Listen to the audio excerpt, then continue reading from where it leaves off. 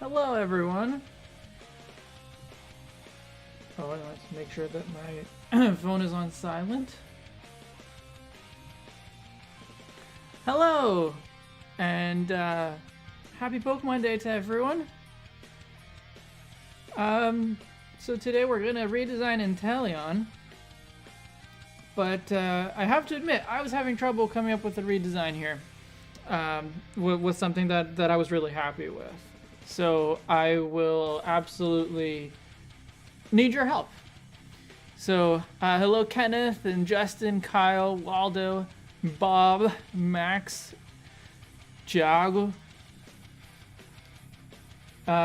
Please make it less humanoid. Yeah, well, that is definitely the main thing, right? So like the kind of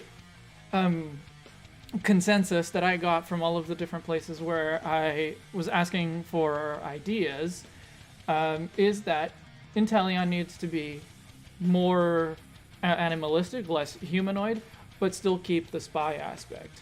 So that's definitely the thing that I was struggling with, because the spy aspect is very humanoid, right? So the challenge is to take this very human-centered concept and somehow make it not so human-centered. So that's the challenge. Kyle was asking how's everyone feeling about Brilliant Diamond and Shining Pearl. I fully encourage you guys to talk about your opinions in the chat. And I might respond to some of them, but overall I'm probably not going to be saying too much on that because I'm making a video for Monday, and so I'm just kind of I want to see other people's opinions, but I don't want to put too much of my opinions out there yet, so that I have the time to kind of figure out what exactly or how exactly I feel about the games that were released yesterday. But I have to say, I'm happy with what was revealed. I will say that much.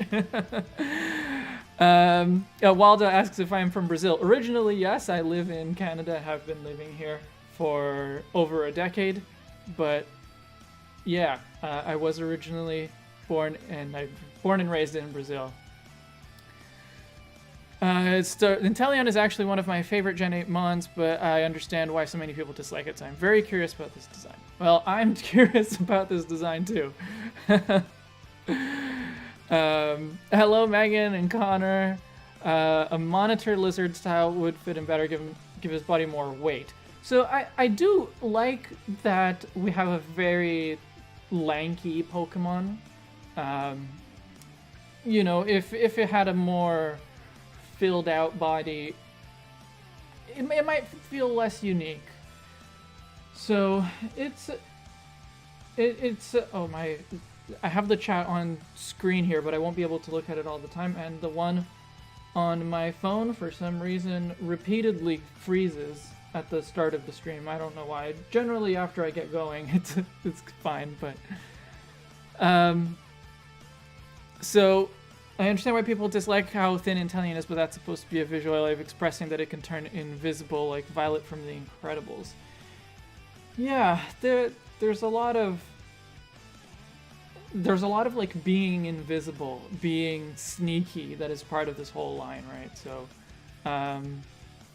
the wordplay between him being a spy and a monitor is kind of good. That's true, but the other two seem to be more based on chameleons and possibly a basilisk lizard, which is a lizard that can run very, very quickly and make good use of the surface tension of water, and because it's a fairly light lizard, especially the juveniles, they can actually run over the surface of the water. So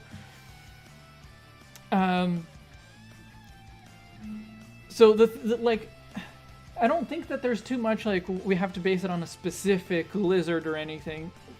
Most lizards, as far as how they would get adapted into a Pokemon design, they're similar enough, right? Like just about any lizard is going to look more or less the same way when it gets translated into a Pokemon design. So I don't think that necessarily being like, oh, it's a monitor lizard, it's a basilisk lizard, I don't know that that's really necessary. But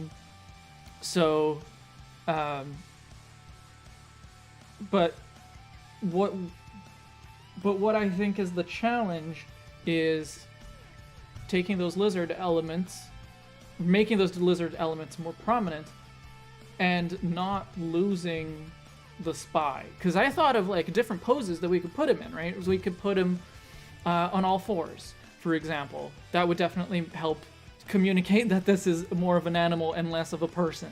That we could just like various kinds of poses like that. And if we put it on all fours, we don't get to see the tuxedo pattern on the body that is pretty important for making it communicate that it's a spy. So yeah, it's too bad the standing animation couldn't be an upside down Spider-Man pose hanging from something with its tail. I don't think that they would do that, but that like for Inteleon specifically, but that would be interesting to have a Pokemon that does that. I remember how a few weeks before Sword and Shield games came out, a lot of people were talking about its being too big, too humanoid. Yeah, that's definitely or definitely a problem too. Like the feet have 3 toes. Why do the hands have 5 fingers, right? Like it's just unnecessary, and it's definitely too big. What about a 007 intro shoot pose scene? Is that not more or less what it already has?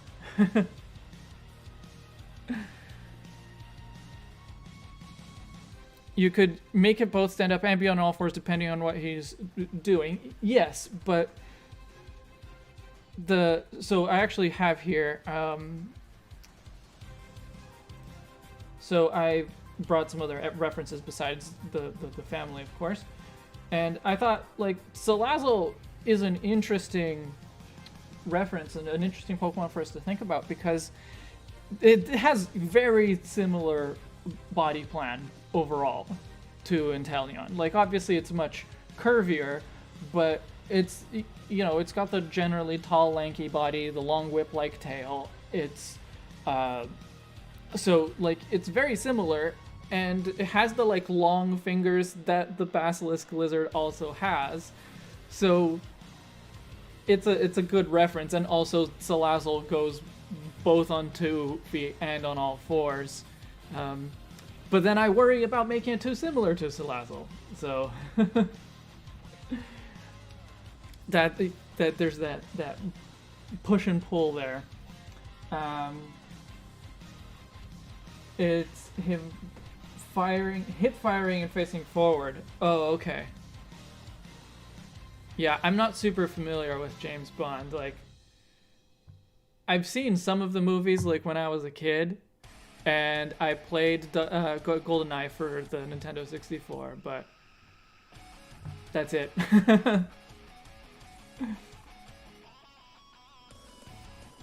Yes, lots of animals do have fewer toes on the back feet. That's true. But they generally have different, or may have different numbers of toes. It's true.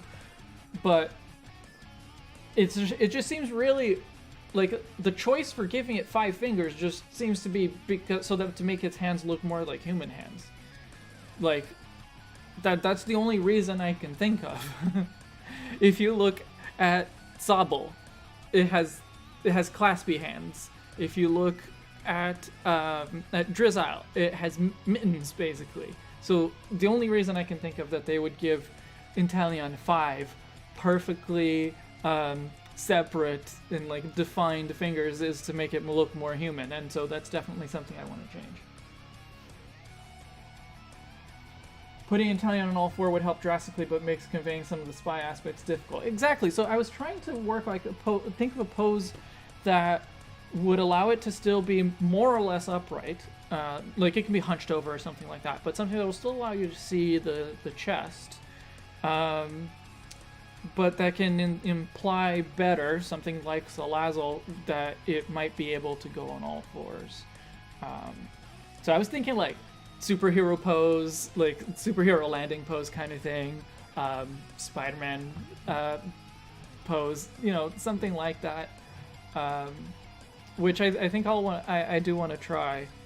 But even just on top of that, I was definitely having trouble while working out what this design would look like. I was really having trouble just thinking of ways to add animalistic aspects to the design itself, not necessarily to the pose, but to the design itself, without ultimately taking away from the spy elements.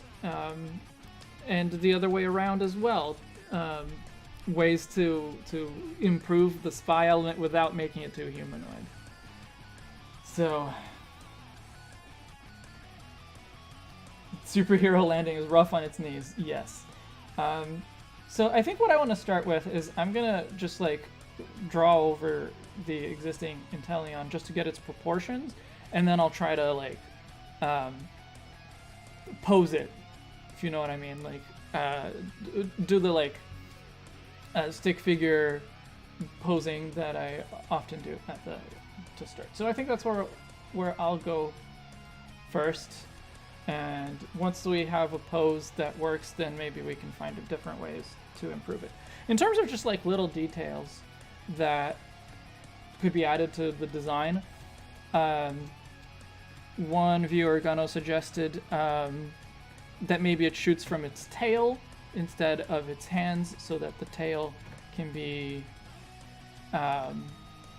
so that the tail can be the gun.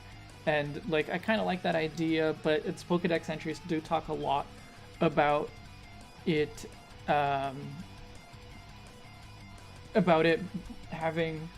shooting from its fingers specifically. So yeah, I don't know if that works super well.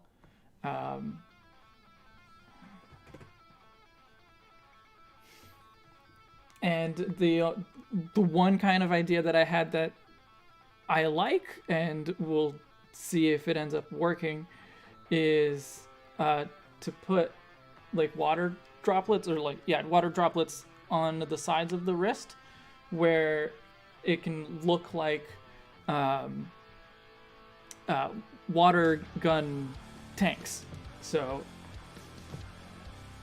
and maybe also like a wristwatch, like a fancy wristwatch that high-class spy would wear. So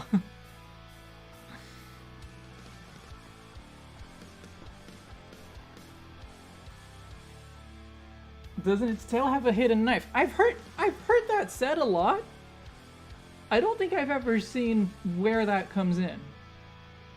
And like I don't use an INTELEON in the games in my team, so it's quite possible that it's there and I just didn't notice that, because I haven't interacted with very many INTELEON. But yeah, I actually haven't seen that. I think I'm gonna have to hide that so I can see where the hands go.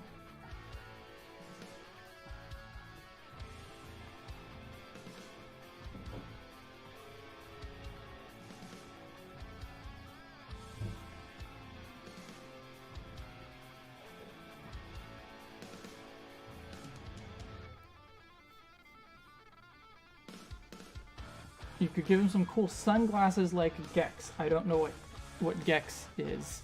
But for the eyes, I was thinking of making it more like a chameleon's eyes. I think that would help it look more animalistic. And it's the pre-evolutions, Sobble and Drizzle, are much more obviously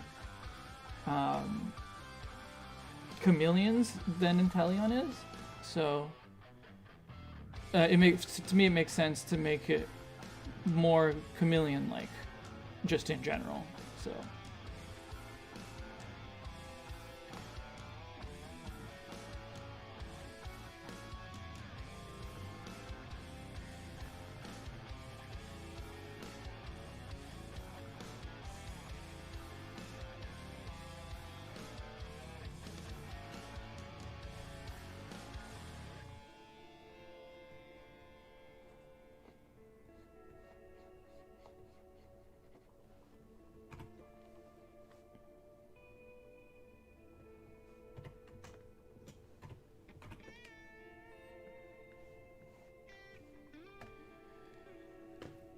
So, let me try, I guess, a few different proportions here, a few different poses here. Making it a bit buff might improve it. Yeah, I don't really want to make it... I don't really want to fill out its body too much because I like the diversity that it adds to the body shapes, even though, you know, like in Sword and Shield, the diversity of the starters is one of its biggest weaknesses, I would say. But at least, like, we have a big buff one. We have Rillaboom for that. We have a kind of more athletic fit one. So we have Cinderace for that, and we have the more skinny one. So I like that element of the diversity. We don't have a lot of other diversity. They're all very humanoid overall. So I want to preserve some of that, I guess.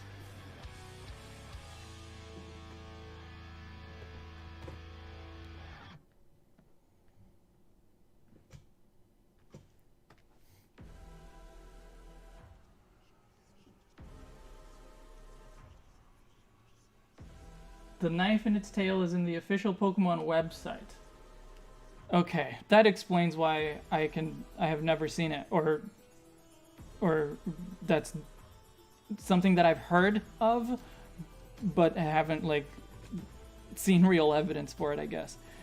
I usually do look at the Pokemon website, but only when something is first announced. After the first announcement, I'm not likely to go read those Pokedex entries again, so. The Inteleon's original pose being kind of 3/4 portrait might actually make it a little bit challenging to use this style of posing, but we'll see.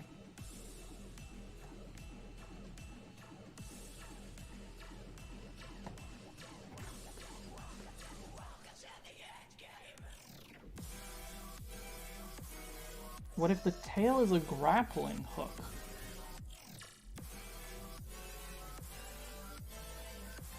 I like that idea.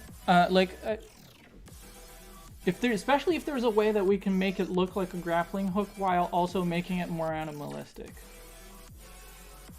And not so much like just a tool that it has or something. Webbed hands. I think webbed hands might get in the way of the finger guns. But I did think of webbed feet, or like feet that are more like flippers rather than like claws.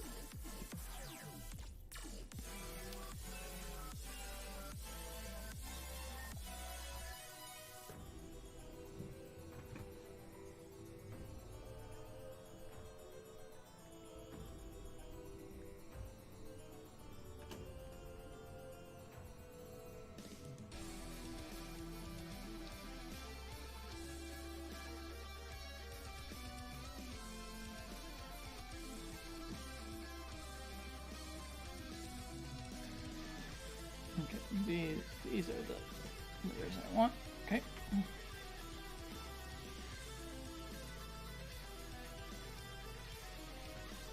Oh.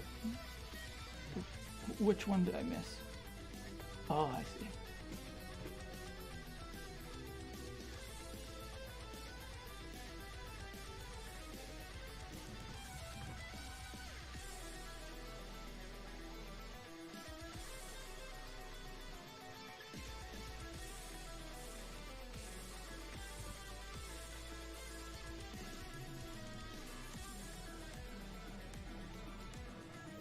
I'm just kind of playing around with the poses. I don't have a specific thing that I'm going for at the moment. Like, I'm going a little bit superhero pose, obviously, but like I don't have a specific idea of what to do with the hands. So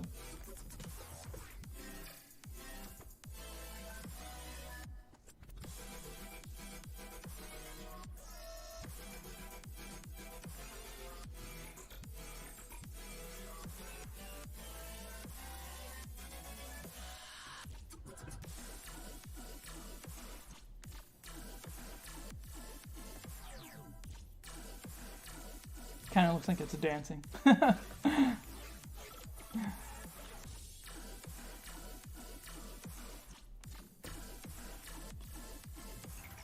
I suppose the trick could be to make the color more consistent. I feel like it could be more blue. Oh, yeah, definitely changing the like patterns of the body so that it doesn't look like it's wearing a vest so much as it's wearing. So it sort of looks more like it's wearing like a tuxedo, I guess.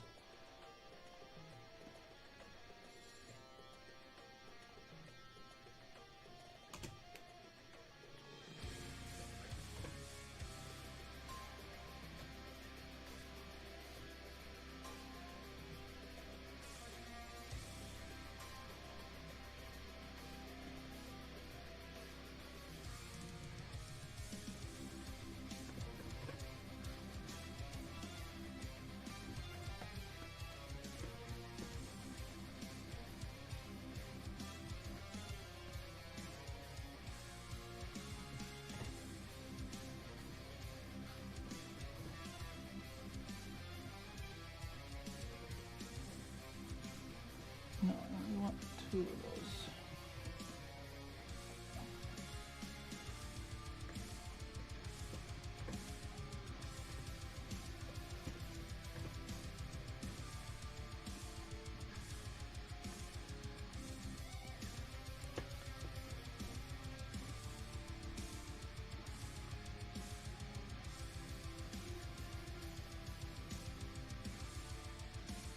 Yeah, I'm not sure.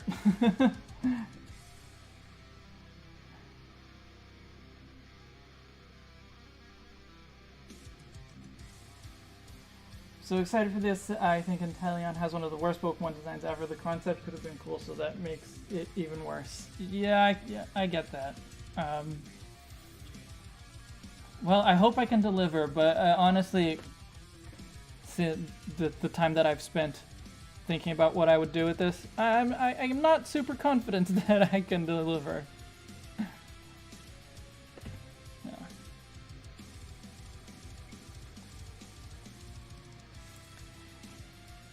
I guess I'm just gonna hide the tail for now, but like, I really think that it needs to be more. It needs to have a wider base. In like even something like Charizard's pose in official art, right? So it's like wide legs and kind of looking over its back. That might work over here.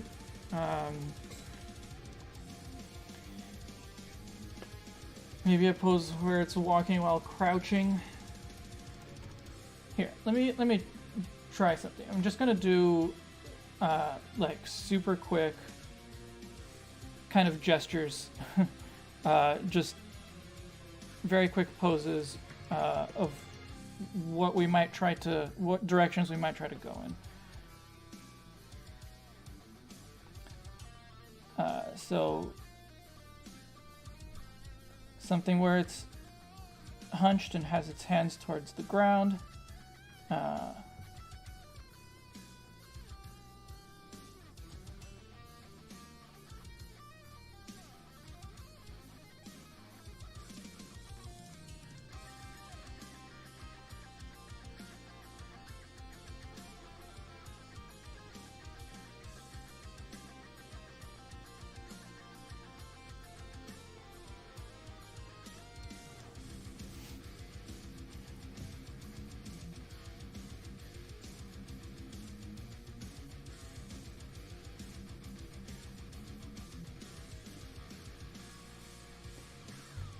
I don't know where the tail would necessarily go in this pose, but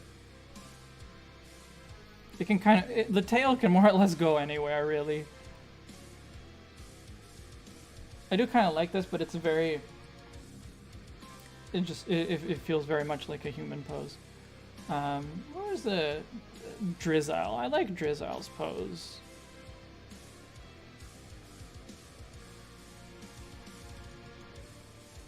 If we make its base a little bit wider.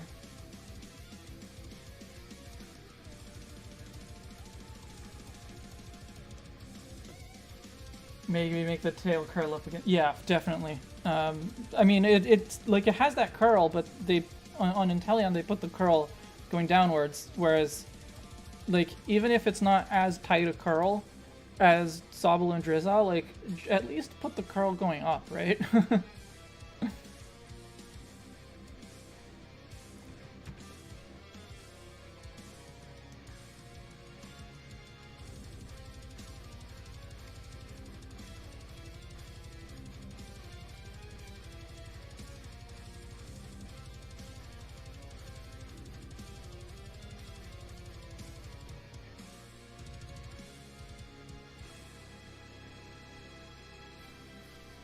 I actually kind of like this. I think it has that kind of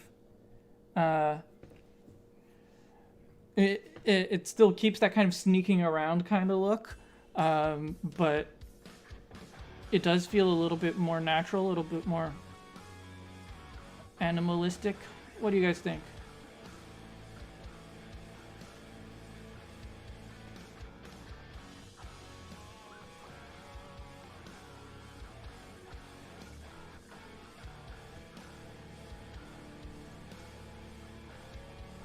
The tail knife, as we were talking about, as we were talking about earlier, like it's only a thing. As far as I've been able to tell, it's only been a thing in the Pokemon official website. So, like, I don't even know how this knife is supposed to be incorporated into its tail.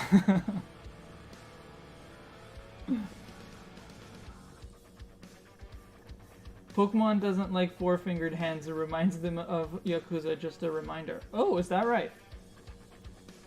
I don't think I've ever heard that. Well, I guess the Yakuza have a connection of some kind with four-fingered hands?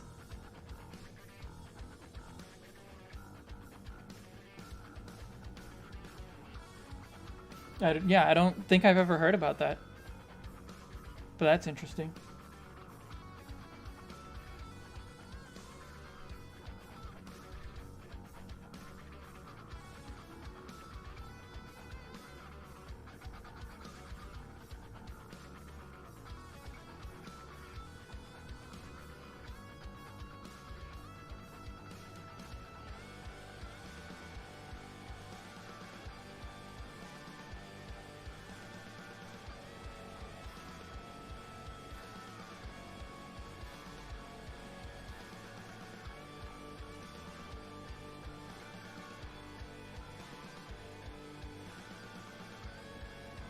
Yeah, no, this one's not working.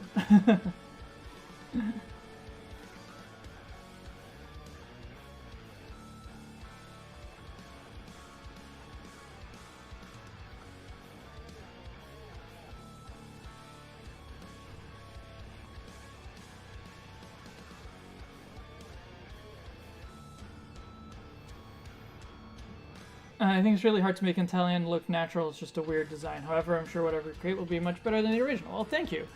Yeah, no, that's the problem that I've been having. Like,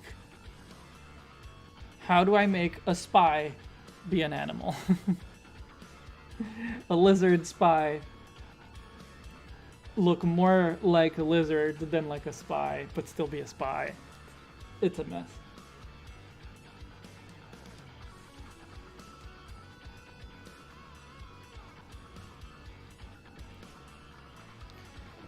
Yeah.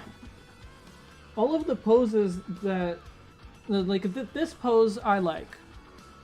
But all of the poses that I've tried, either now or when I was doing some sketches last night, they're all based on human poses more than anything else, right? So that's why it just keeps looking like a human.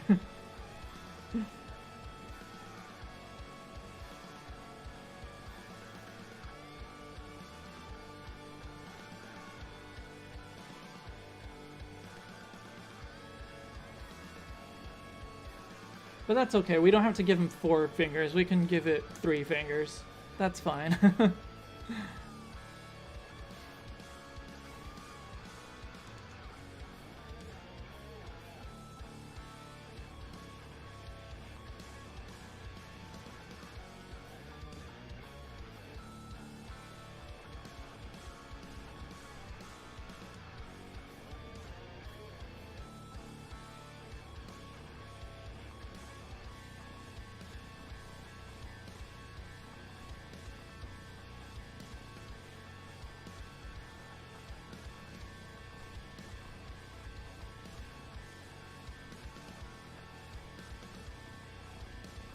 It's just the INTELEON has very humanoid-like proportions to begin with.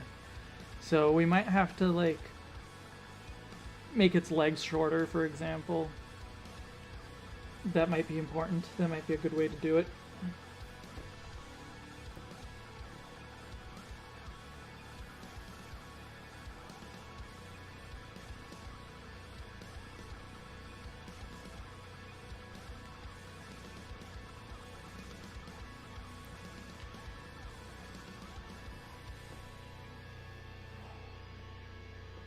Yeah, I think Mr. Mime did have it at have 4 fingers at some point, but it has 5 now.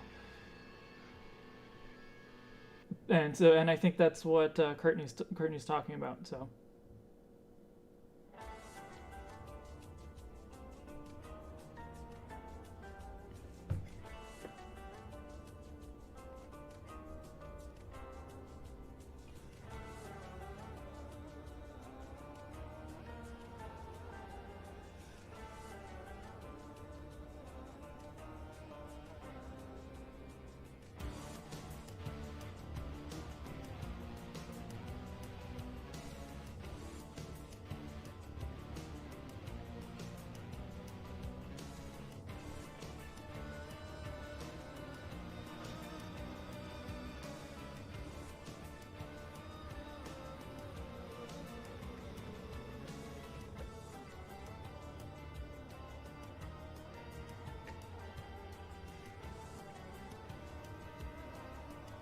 Yeah, like even though I like some of these poses, I do think that we're gonna have to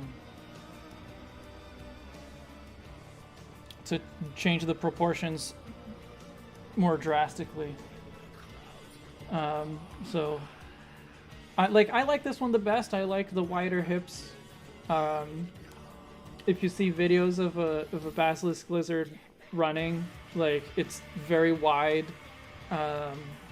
Its stance is very wide because it's basically just like it's doing that cartoon thing of like rotating your legs. That's basically what it's doing. So it doesn't keep the legs very close to the body because it's otherwise it would kick itself, right? So I like the wide stance, the wide hips. I don't know about, and we can shorten the limbs for sure. Or just shorten everything, even.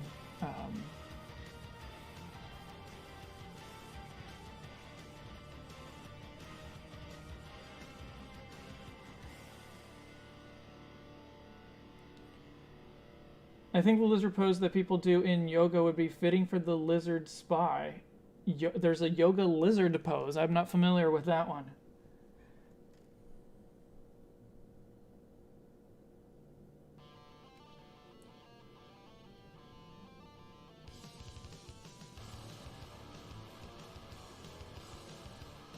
You know that spy trope where they climb on a building using magnets or suction cups or whatever? Geckos do that. Yes. Yeah, but that's just like, that's basically just a standard pose on all fours. And we can't really give it a, like, on the wall pose because we don't have a wall. Official art doesn't have a wall.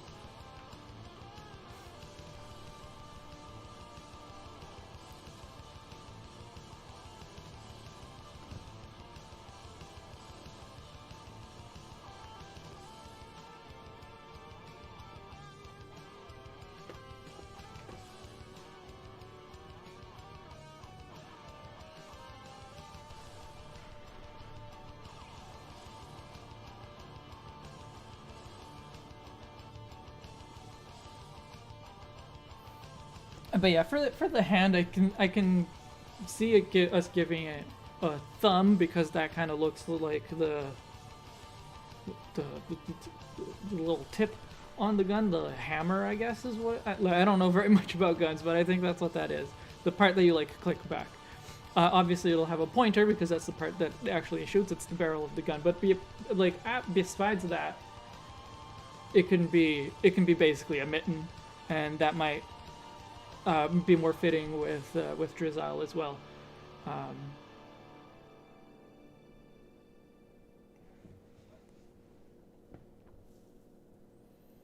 Inteleon is just a brick in the wall. Walls don't exist in Pokemon. Well, walls don't exist in official art. That's definitely the case. And hey, Gunno, you mentioned Kronk sneaking.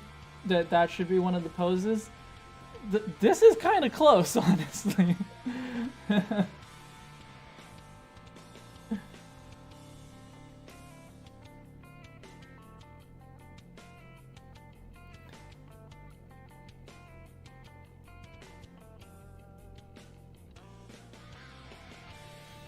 I think that holding his hands in a typical spy gun hold and crouching like that looks good. I don't know if, when you say typical spy gun pose, I don't know if you mean what I already have, you know, which is basically the official, what I'm picturing is basically the official pose for the hand. Or if you mean something else, because I'm not super knowledgeable in this area. Okay. I'm okay with this pose. I think it's a decently animalistic. Well, it's a more animalistic approach, and I think the rest of the animalness is going to have to be in the proportions and the design itself. I do think of changing the eyes maybe to be more like a chameleon's, and even though it's a chameleon's eye. Actually, chameleon's eye are great for shooting because they shoot their tongues out, so they have really good depth perception, and they can keep their eye out all around them, which would probably be pretty useful for a spy. So chameleon eye is probably a good approach.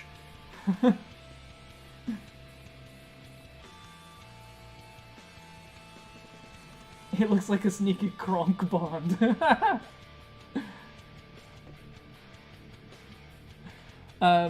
Gun in both hands. I don't know about gun in both hands, but maybe a like this kind of pose instead of one and the other hand doing something else. It could be both hands together, which would probably be a little bit more James Bond.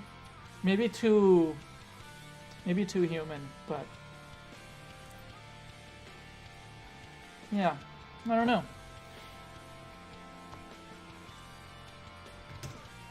So let me grab this that I was working on before, and I'll because this has the actual proportions from Inteleon, I'm going to try to kind of fold these into place into the proportions or into the position that we did with the other one, and then I'll try to and then I'll adjust the proportions themselves.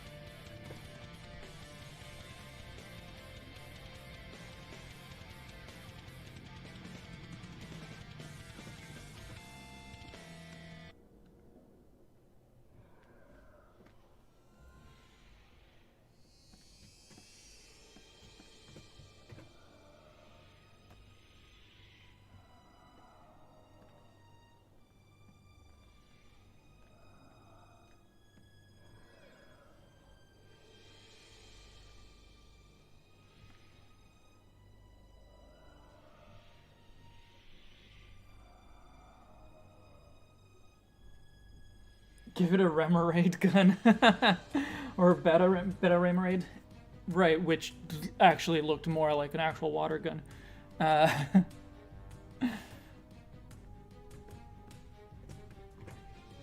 Unfortunately, it is very strictly said to shoot from its fingertips. So I don't think it can have an actual gun on it.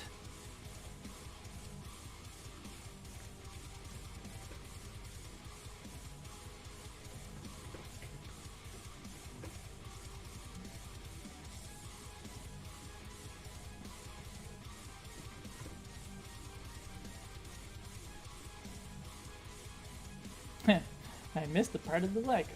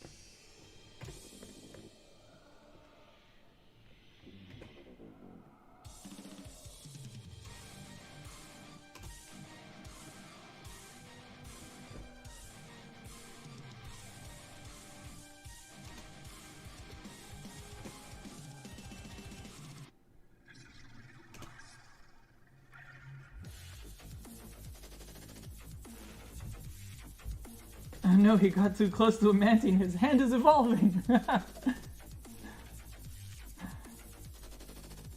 The little finger is not necessary for fine motor skills, but it is needed for grabbing. Not really. I can very easily grab things with just 2 fingers.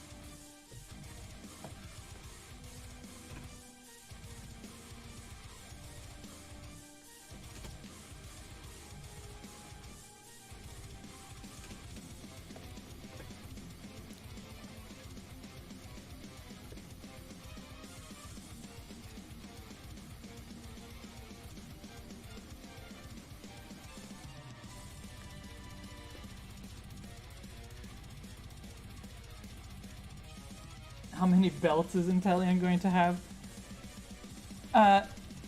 Does INTELEON need to have belts? Monsters can look humanoid. In fact, Uncanny Valley tends to kick in more. Just look at Mr. Mime. Well, yeah.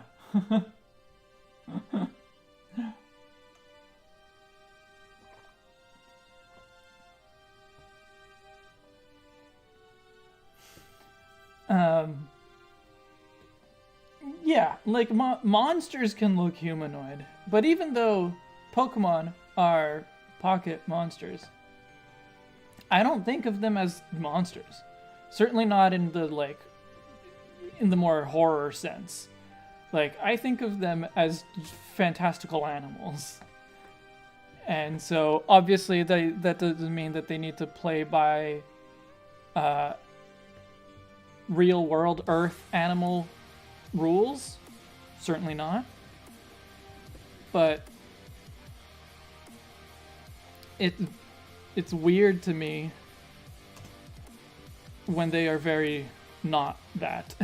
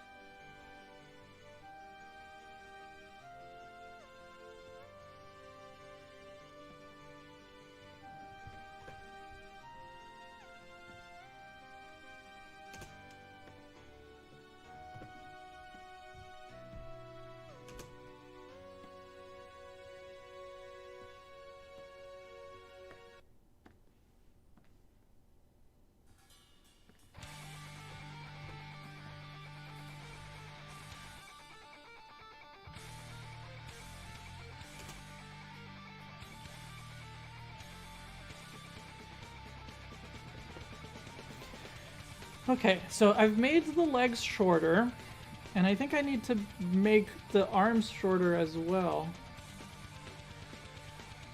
But maybe not as much.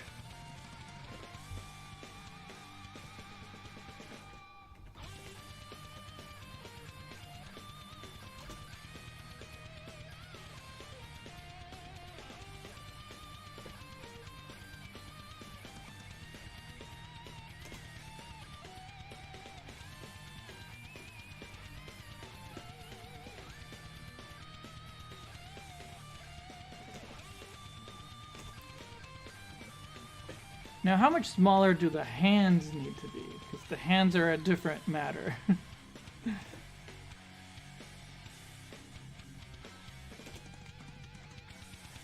Maybe that looks good. And since we're simplifying the hand design as well, like the hands don't need to be very prominent anyway.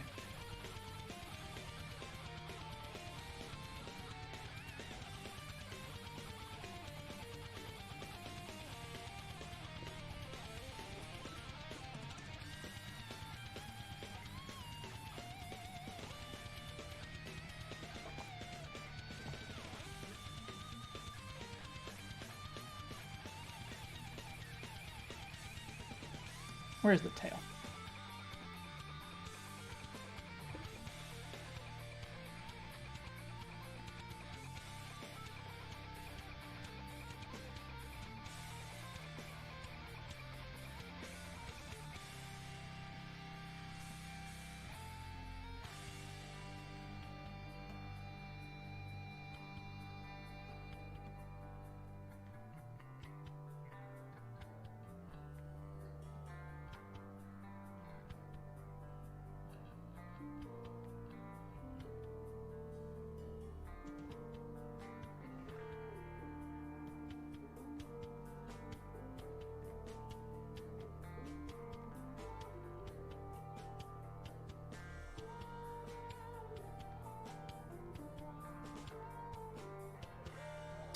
Kind of like the idea of having the tail curled up kind of behind it.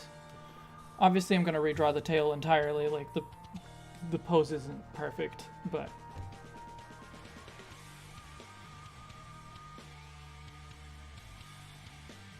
the hands need to be 3 times bigger than the head. Yeah, no.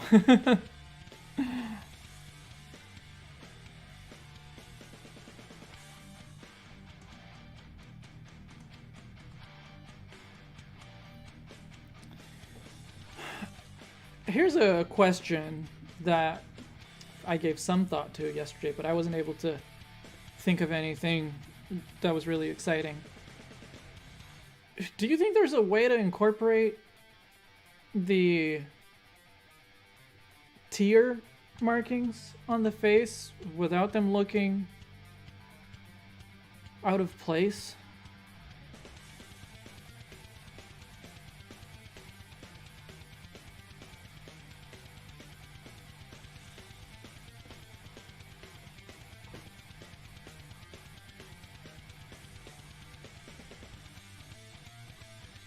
Okay, so I'm gonna draw just like very basic outlines here because patterns and details and that kind of thing, that's what's going to be really important. So I'm just going to draw some really basic outlines that we can build on top of with more detail.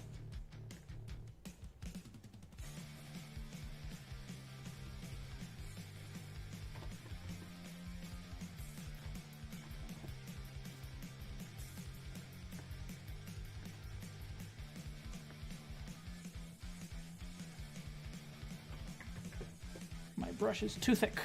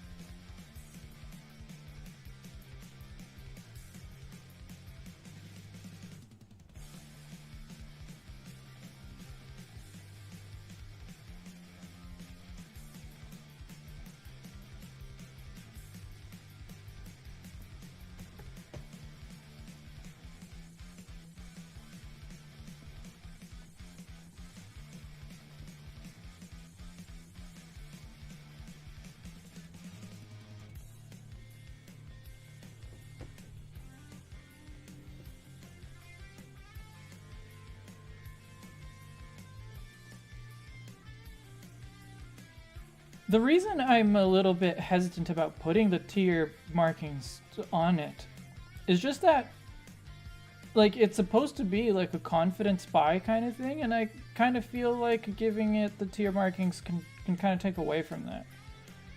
And then that's it, really.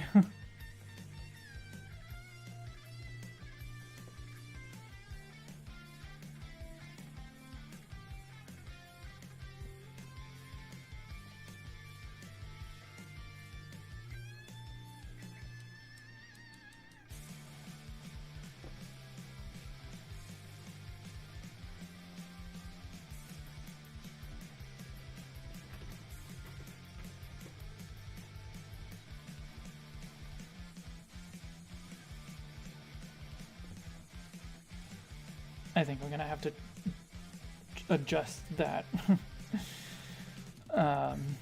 This mitten part of the fingers. Oh.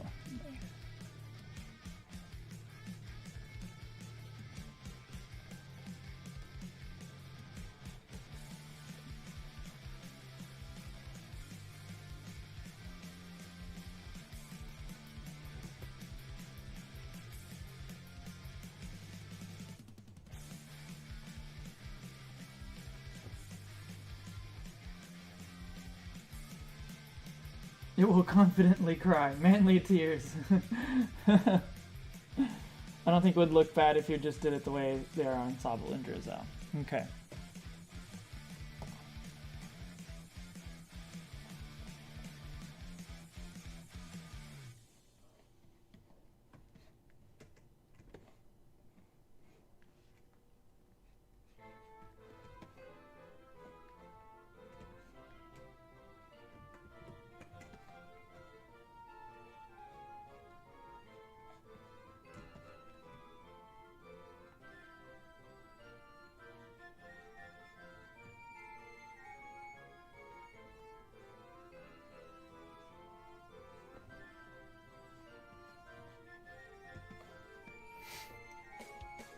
So like I mentioned before, I was thinking of making the feet more like flippers. So rather than really giving it claws, just making it very wide and webbed. Which is not super similar to what Basilisk Lizard or Chameleons have or anything, but would make it for good running on water, lots of surface area, and would also make for good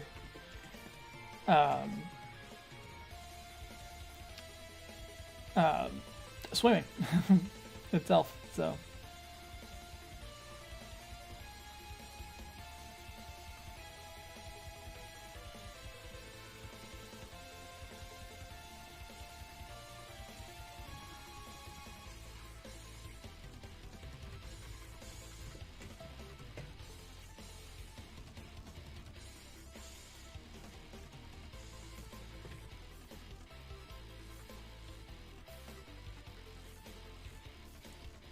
I'm just imagining Arnold Schwarzenegger crying one tear with an explosion behind him.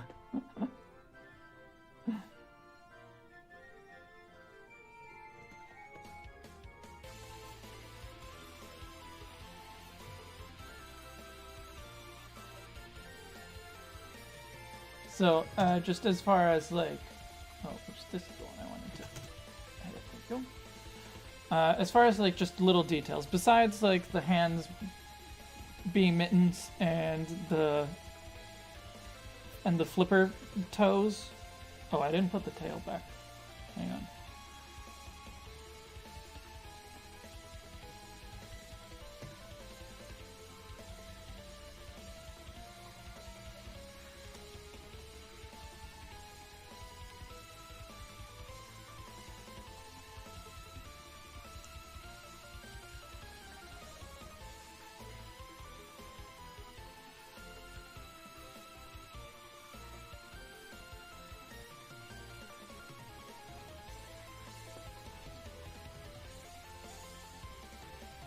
And let's give it a tiny curl. A closed curl, but a tiny one. at the tip to keep the chameleon element there.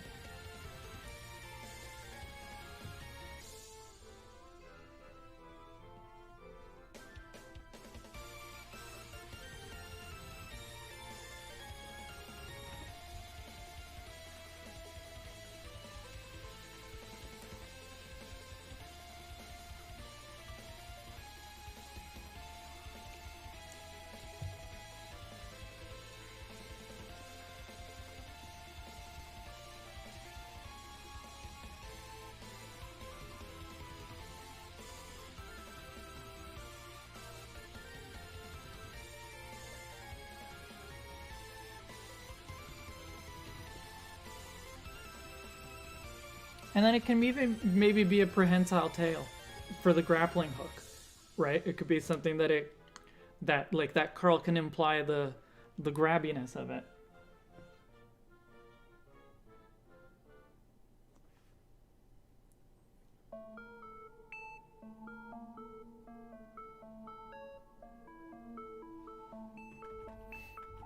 So let's try various different the things that we can add to the design to improve both the animal element and the spy element. And I think one that can really help is chameleon eyes.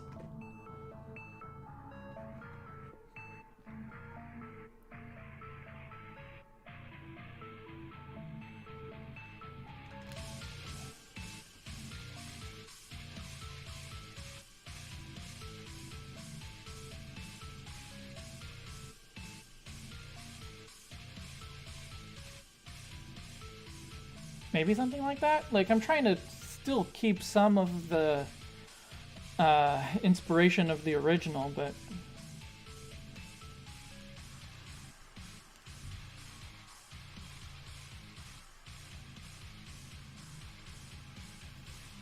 and yes, there is a lizard that shoots blood out of its eyes. Yes, that is a thing.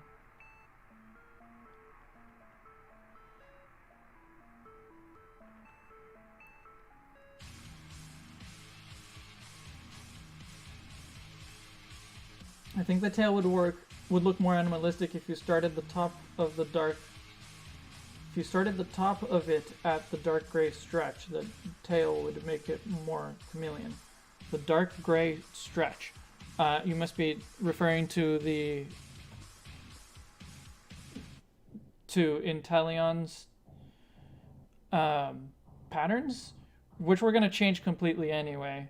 So, unless you mean something else, something more specific. Yeah, I'm not sure.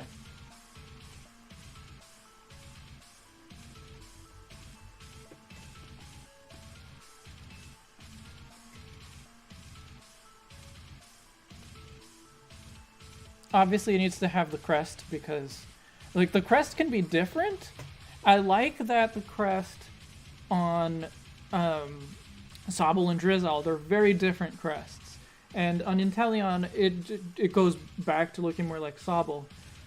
So I think we can try something that's more different. That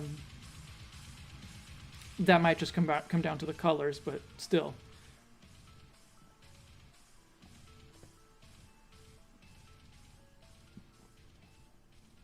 I think it was on the Pokedex entry for Gigantamax INTELEON where it talks about it using the crest to just kind of calculate wind direction and temperature and that kind of thing so that it can get its snipe shots right. And I thought that was actually pretty cool.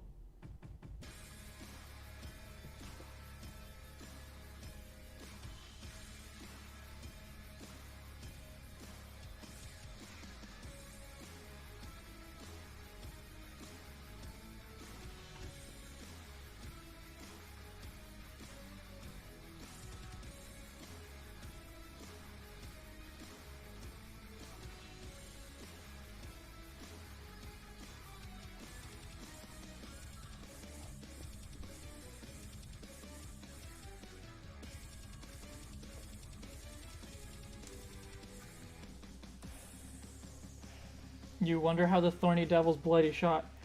evolved. Me too. I wonder that about a lot of like weird adaptations. Like, not why did it evolve, because like we can figure out exactly what the evolutionary advantage of having that weird trait might be, but like, how do you get to this specifically, right? From not having it to having it, like, what is the path that goes that does that?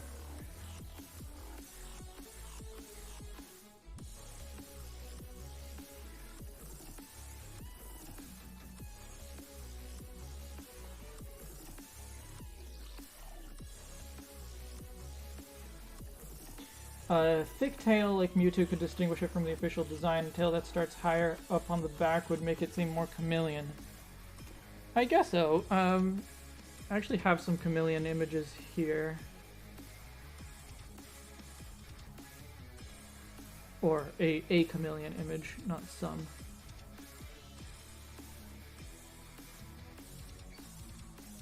Yeah.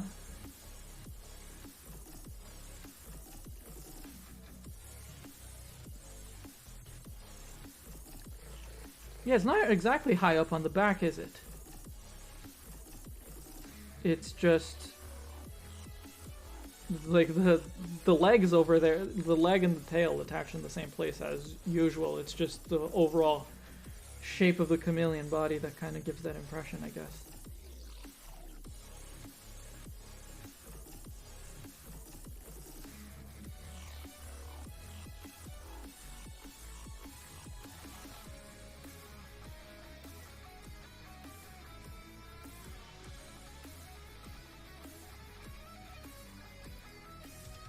Right now the tear mark looks like a rosy cheek. Well, it won't look like a rosy cheek when it's colored, but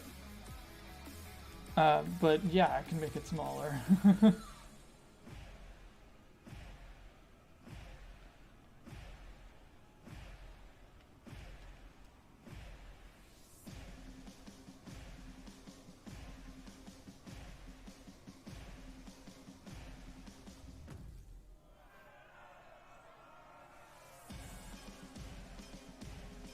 Kano says, click the like button on the stream, people. Don't make me threaten you. Yes, clicking like on the stream definitely helps more people see the stream, which is always great. So, yeah, so it does have fewer digits.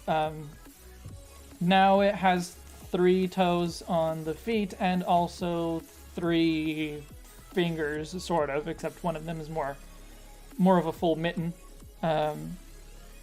On the hands. Right, so I talked about maybe having a water droplet on the hands or on the wrist to be like either like a watch if it's more on the wrist, or like a water gun tank if it's more on the hands. So tell me which one you like better here. We can put a water droplet like maybe here. And then it would also be a little bit visible here.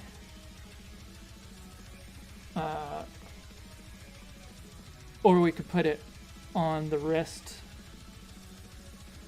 I guess it could be on both wrists. But then it would look more like a watch.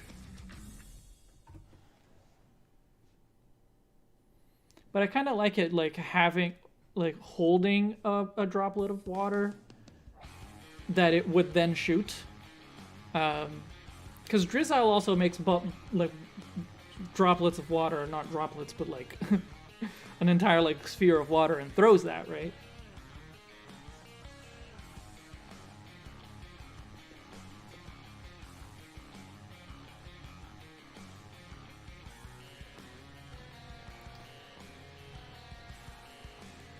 But on the wrist, maybe it communicates better the spy aspect because it kind of looks like, a watch. So.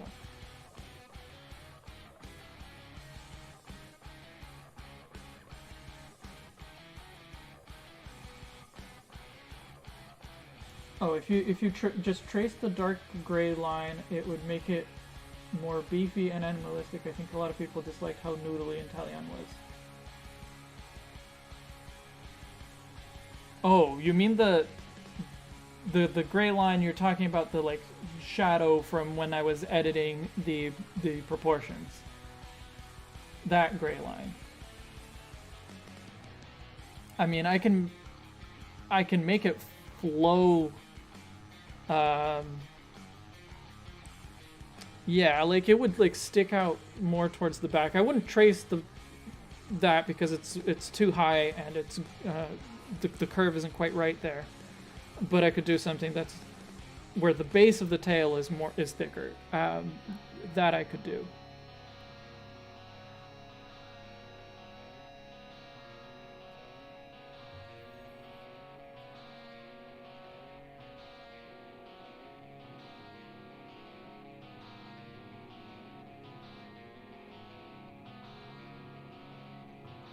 I think have the droplets on the wrist on the left arm and on the hand for the right arm, which can imply that either can make multiple droplets or the droplets move.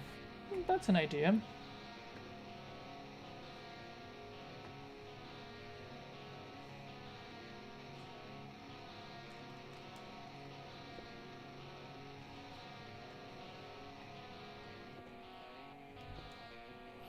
It just manipulates droplets.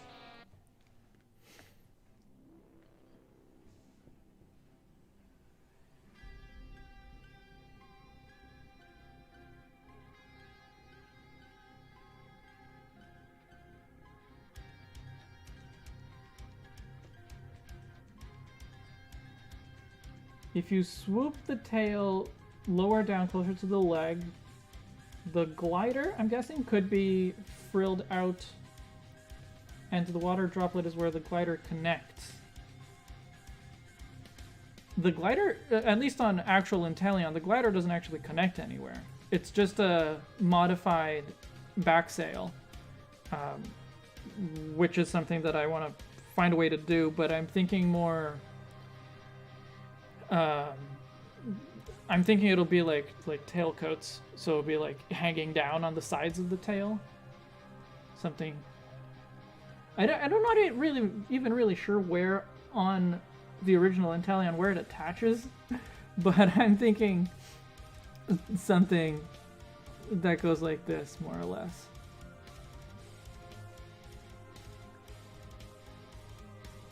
And then there's the one on the other side, which maybe would go here,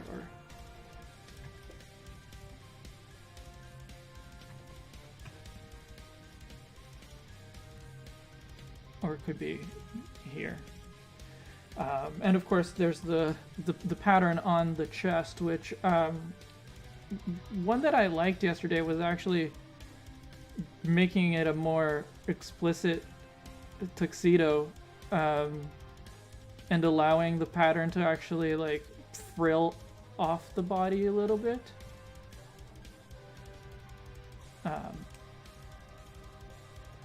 And hides a bit of the shoulders.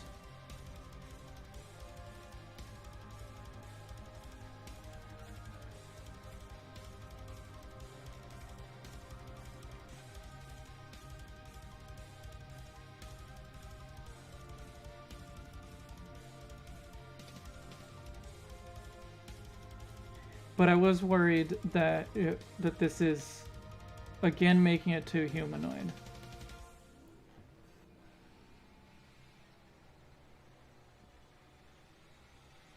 We could think of this, actually. We could think of this as it shedding, kind of like Scrafty and Scraggy having their using their skin as clothes. And so I'm going to do this a little bit differently, but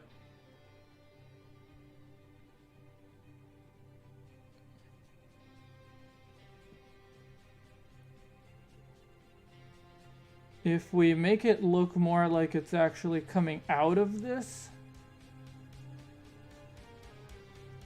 then it would also make sense as a way to define the the pattern, that the blue on the head and the neck is different from the darker gray, darker blue maybe, of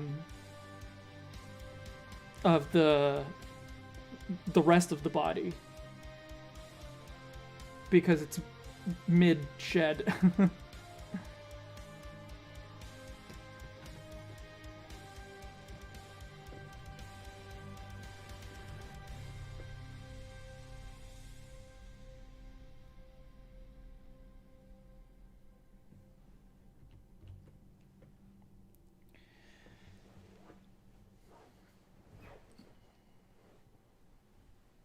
And I can make it less, because I drew it very angular, but maybe I can make it a little bit more wavy so that it looks more like skin and matches a little bit better the crest as well. So I think the neck frill is a really good idea. If you had two lobes like Aurora's, it would look like that spitting dinosaur, and the tuxedo would make perfect sense. The spitting dinosaur that is not a spitting dinosaur, the one from Jurassic Park, that flares out, that is not actually a dinosaur. If I remember correctly, it's not a thing that any dinosaur had, but it's a thing that some lizards do.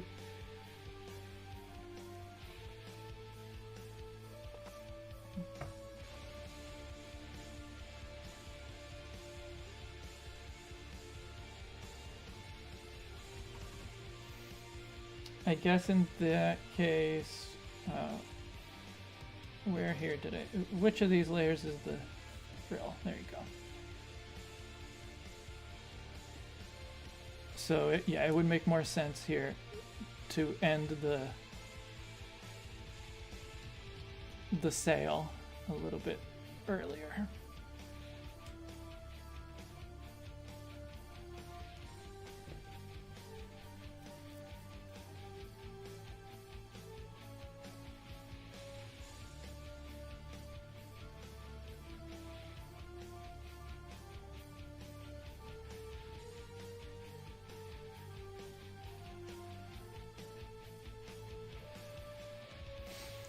Yeah, maybe there's a way that we can, because I was talking about making the crest. I was talking about ways to make it more different. So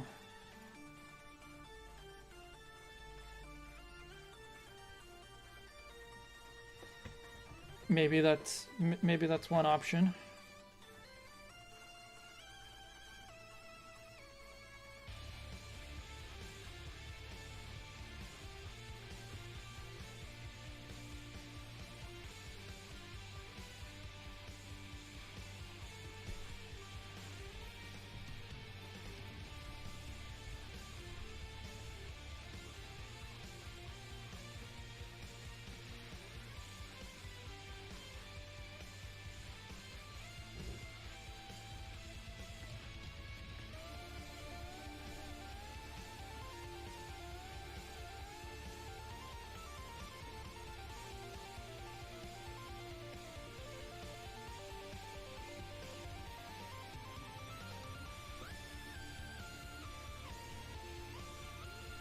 So it won't have a glider made from its frill. Well, the glider is also made from its frill, but it goes down the back, right? So that's what these here are.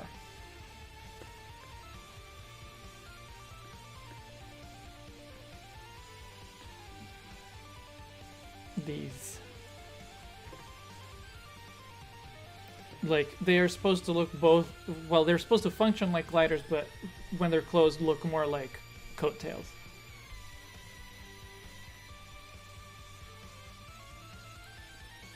The frill thing on its back curls onto its body to look like a suit when it's closed.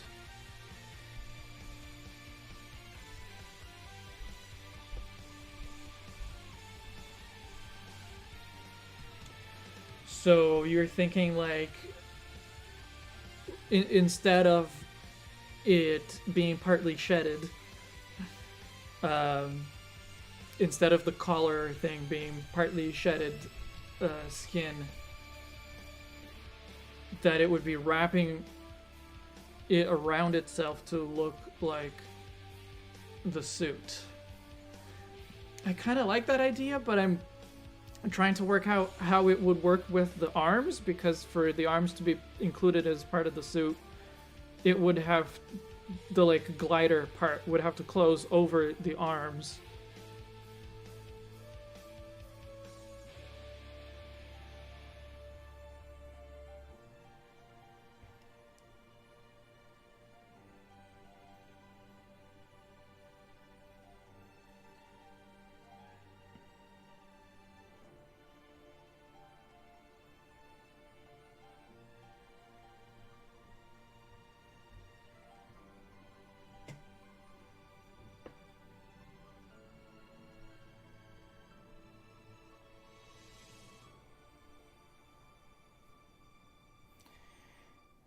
And how is this supposed to act in the wild? That's a good question. That is definitely something to add in, really.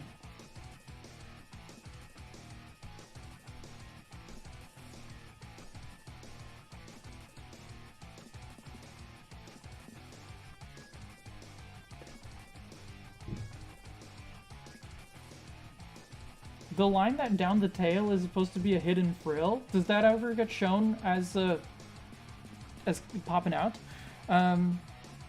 Because the basilisk lizard does have a crest on the head, a frill on the back, and a frill on the tail.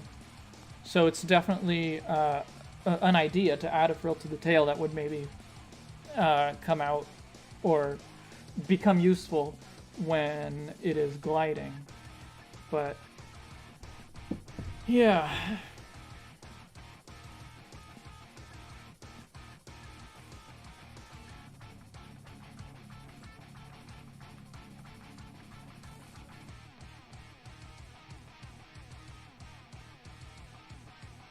Okay, let's try that. 2 Aurora-style sails that have armholes and used to wrap around the body.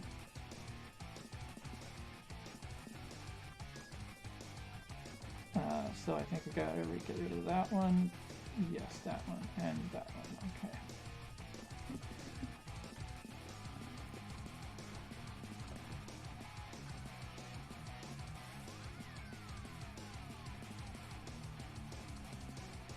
Actually, I'm not sure how that'll work. Because I can draw this line.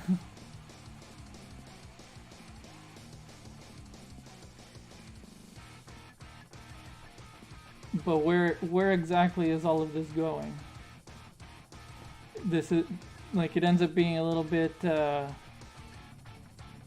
MC Escher.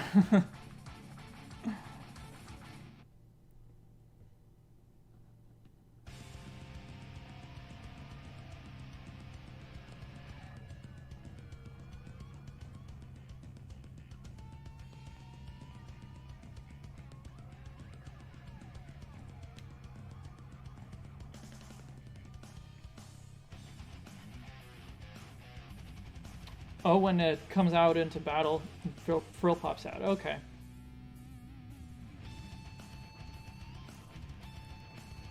Yeah, I'm not sure about this.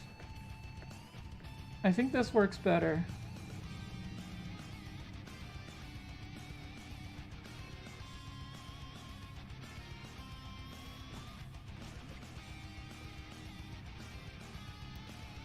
What do we need to add to it to make it look more like something that would be in the wild?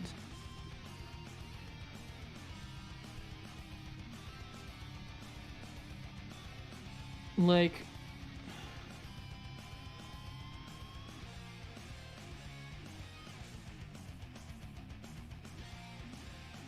what makes a Charizard, a Salazzle look more animalistic? Is it just because it doesn't have the patterns that imply clothes? Is it, or even a Scrafty?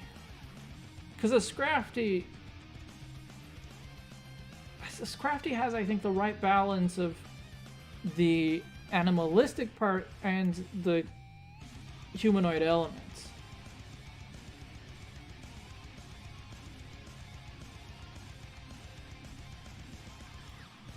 Courtney, you sent a link. Where did you send it?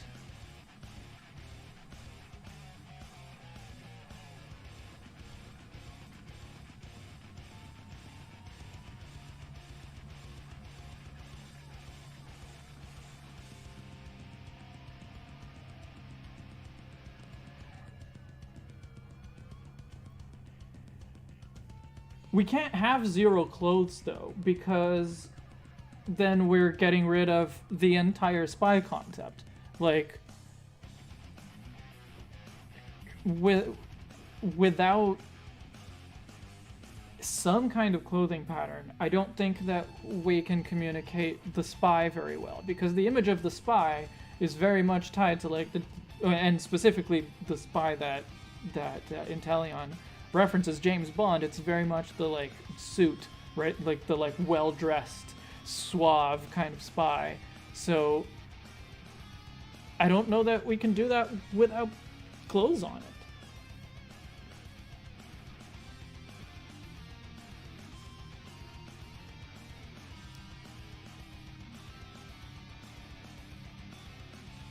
Oh, you sent the link in the chat. Yeah, I don't think YouTube supports that. So you'll have to send it some other way.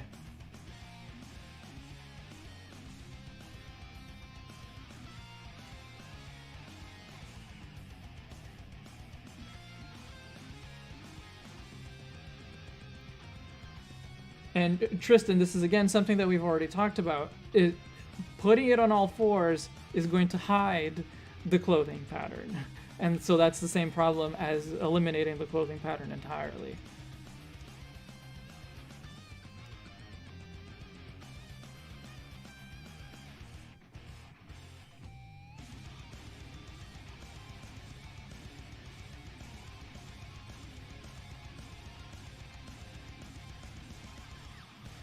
Like, I think that the shedding skin is the best way to make the clothes. It's what makes it so successful in Scraggy and Scrafty, but even that is not going to be enough. Like, we need to come up with something that's going to make it look more like a lizard and less like a person. But we can change the pose, that's fine, but it has to be a pose that will still let us show all of the design elements.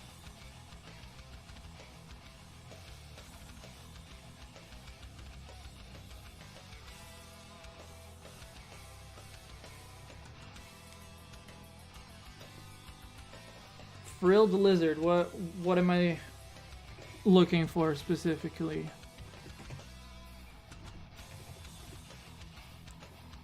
Oh, you're just talking about the frilled neck lizard. Yeah, but like I know what that looks like. But what I haven't been able to figure out is how you mean for it to be Aurora's sails and frills and clothes. That's the part that I haven't been able to understand what you mean. Yes, Courtney, I do have a Discord, but it's a mostly private Discord for patrons. So if you become a patron, you can definitely join the Discord. And the link is also available on some of my update videos. You know, if you bother to watch my update videos, then I want you as part of my community, so that's available there too. But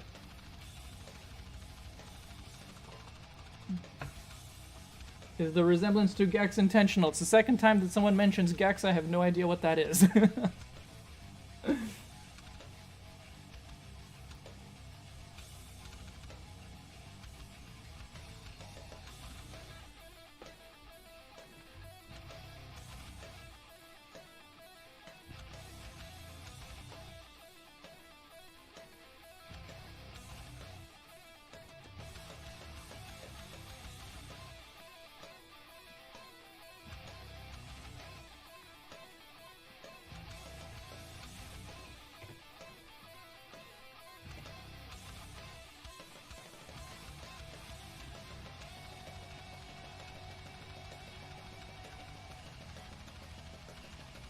Gex is a character from a series of games called Gex the Gecko. Yeah, I've never even heard of that.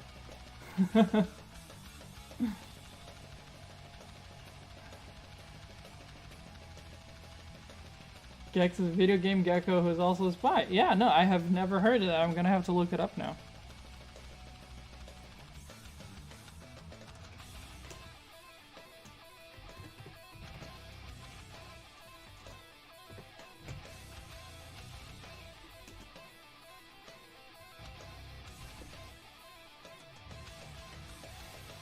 I see. Yeah, so it's very much, it's much more gecko-like, yeah. But I think any lizard that is also a spy is going to have that resemblance.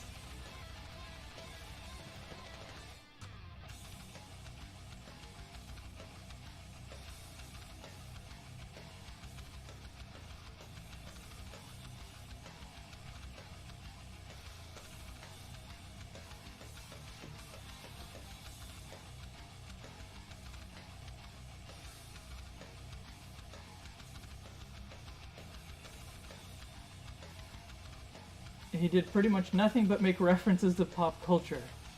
Okay.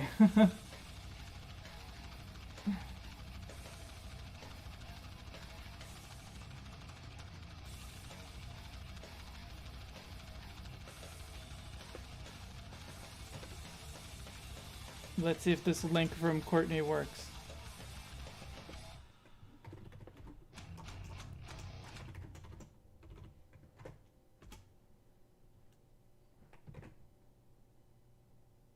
Yeah, no, that, I mean, I'm copying that, what Gano sent me. I'm copying that, and nothing's coming up.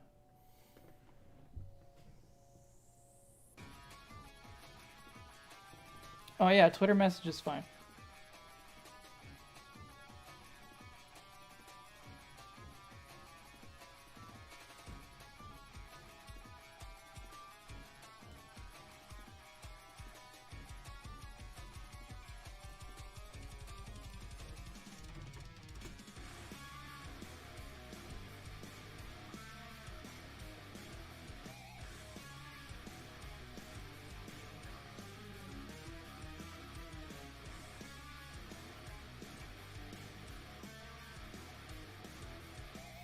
Okay, yeah, I've noticed, like, the glider part I've noticed before. I had not noticed the crest on the tail.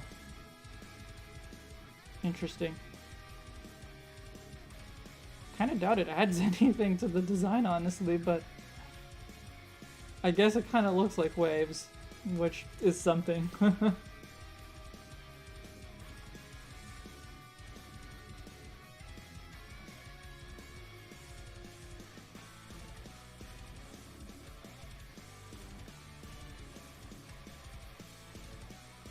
Yeah, what you put into Discord, Gano, is because it doesn't have like an HTTP or HTTPS or whatever. When I copied it, even when I tried putting the HTTP in front of it, my browser didn't recognize it.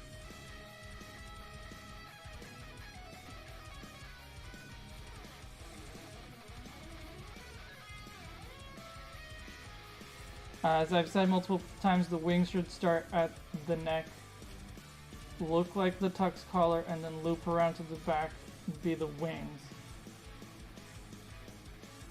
That could work.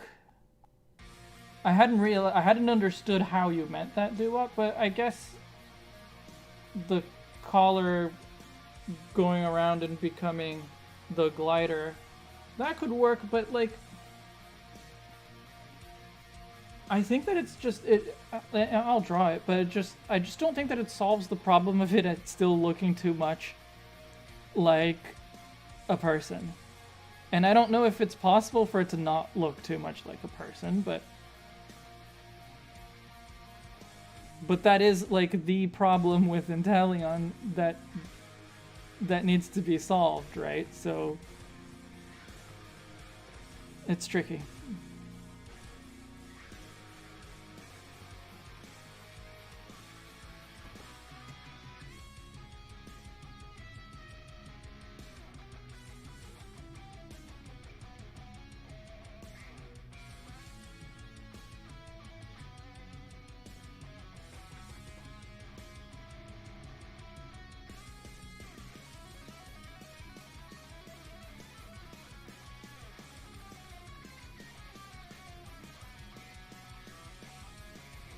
Ends up looking more like a cape, honestly.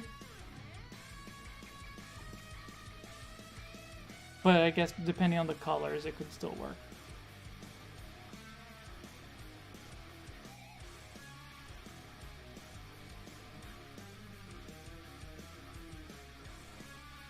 Oh, hey, Wispy, thanks so much for the super chat. Hey, Libris, hope you're having a great day. Here's a coffee on me for making the last Saturday of the month something to look forward to. Thank you so much. I will not have a coffee on you, but I'll have a hot chocolate. I hate coffee.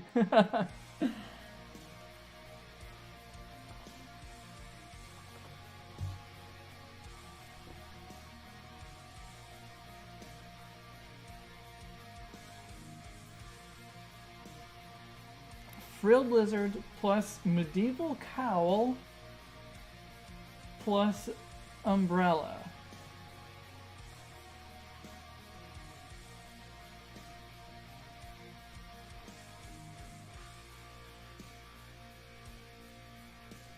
Yes, the bow. Well, I mean, the circle is supposed to be a very simplified form of the bow tie. That, like, it's there to function as the bow tie. Yes.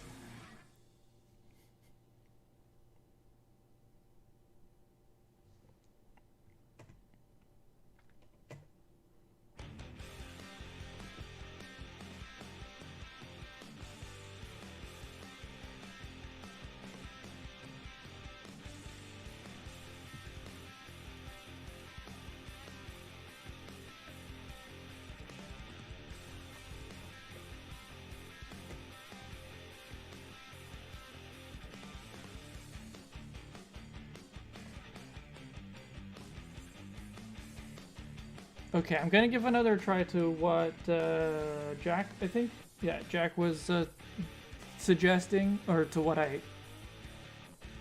think Jack was suggesting. I'm still not entirely clear on how you envision that, Jack, but I'll give it another try.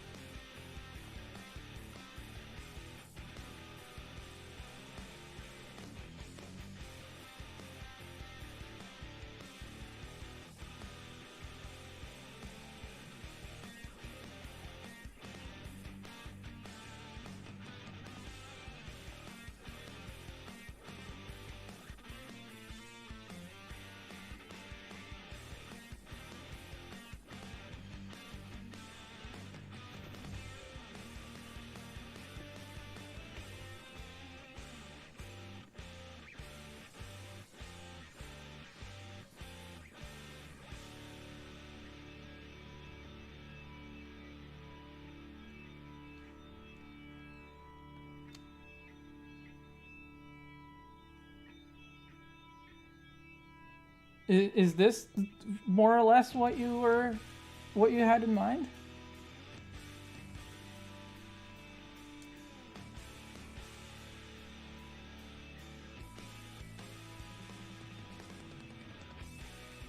So it's like the frills folded down make the clothes. Not that it would be able to unfold the frills if the arms go through the frills.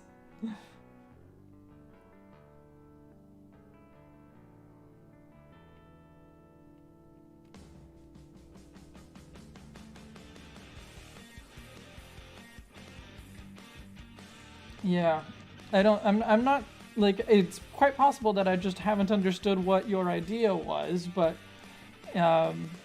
this isn't quite working for me.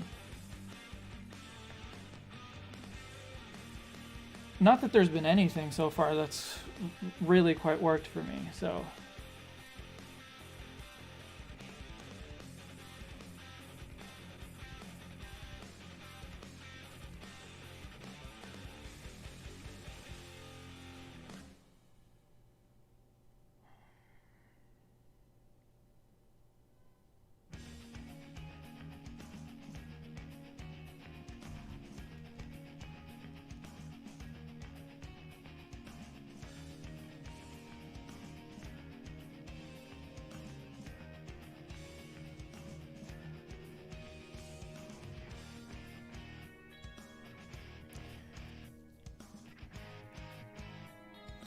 I wonder if the way to make this look more animalistic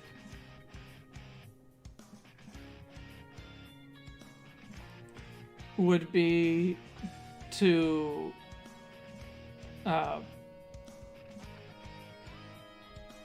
not do a tuxedo design, tuxedo pattern at all, and just do a more strictly like lizard pattern, and then try to compensate for that by adding spy elements in other ways. So like the watch and the water bubble, that's the gun, or that is part of the gun, but add, this is where my lack of knowledge of spies doesn't help. But like something on the side of the head that would be like an earpiece, like a communicator, something like that.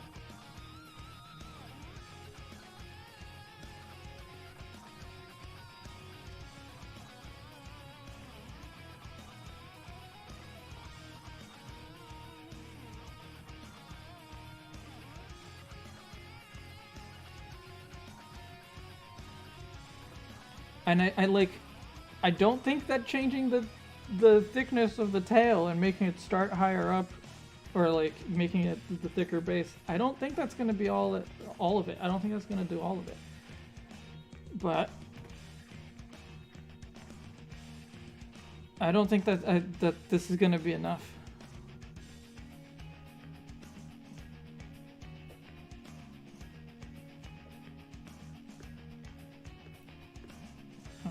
Oh, it's this way.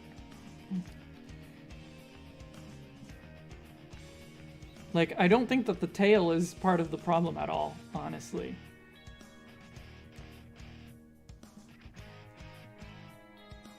I was responding to Jack Gano, not to you, but I don't think that, like, I don't want to give it thicker limbs either, because look at Zabel and Drizzile. They have thin limbs, thin arms, at least on Drizzile, and both on Zabel.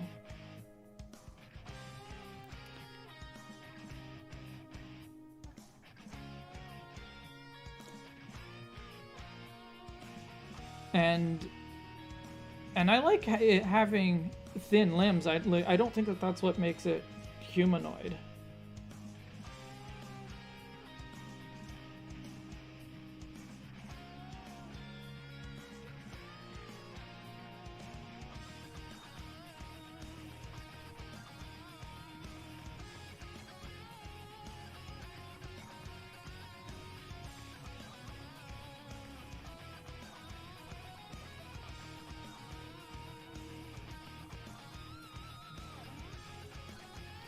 If we put it on all fours, then we definitely would need to find a way to communicate the spy elements without using the clothing, without using the clothing pattern. And I don't know what that would look like.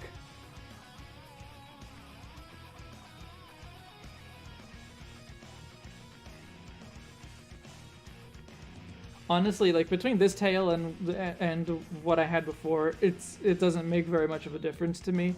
I don't think that it significantly affects the design one way or the other.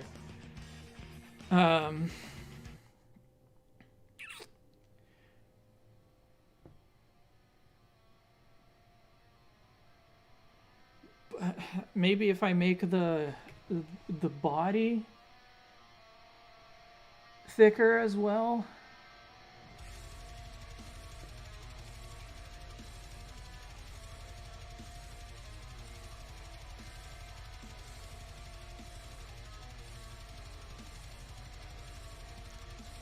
I don't know if this will help, but yeah.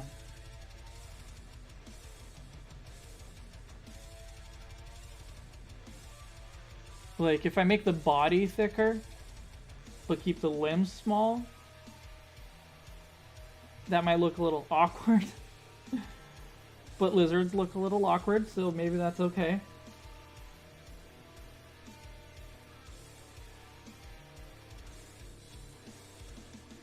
flip the torso proportions? Nah. If I flip the proportions, then it's gonna have really thin hips, and I think that having the wider hips is important for keeping it looking like a lizard. And if you look at Drizzle, for example, like that's what it has. So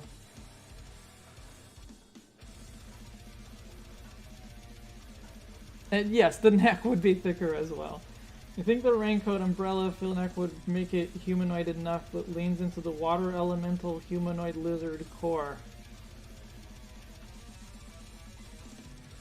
It just wasn't working for me visually. And it being a spy is such an important part of the concept, and I don't think that it's a bad concept. Like, I've changed in the previous redesigns, I've changed the concept where I think the concept itself doesn't work. But I think a spy lizard is fine. I don't think that that's I don't think that that's a problem. But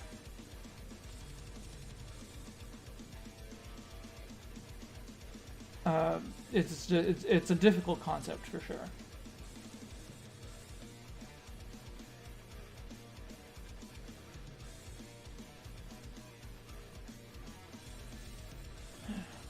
Yeah, we could do slightly thicker thighs as long as we keep the arms really thin.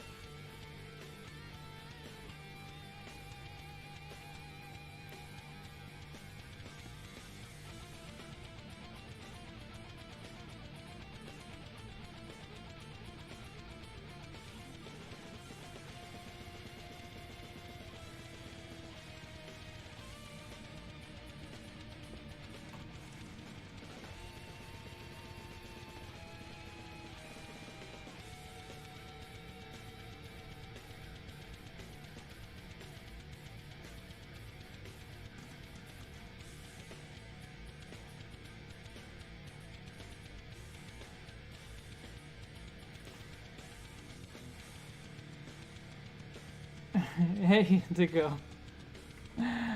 Actual body structure. I'm not sure I'm happy with actual body structure, to be honest, but...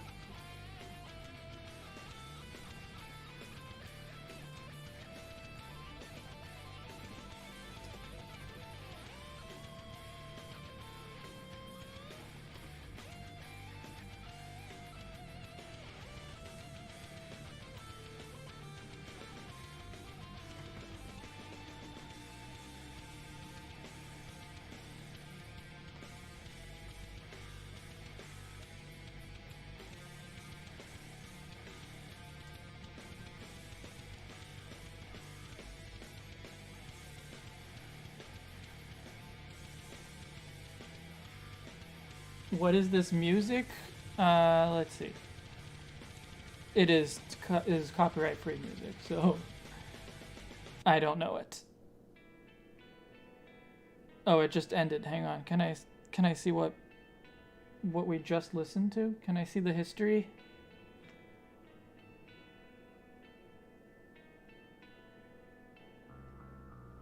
Oh, recently played. There it is. So that was Battle March. I can't quite tell what here is. Okay, so Viking Guitar is apparently the band, the group.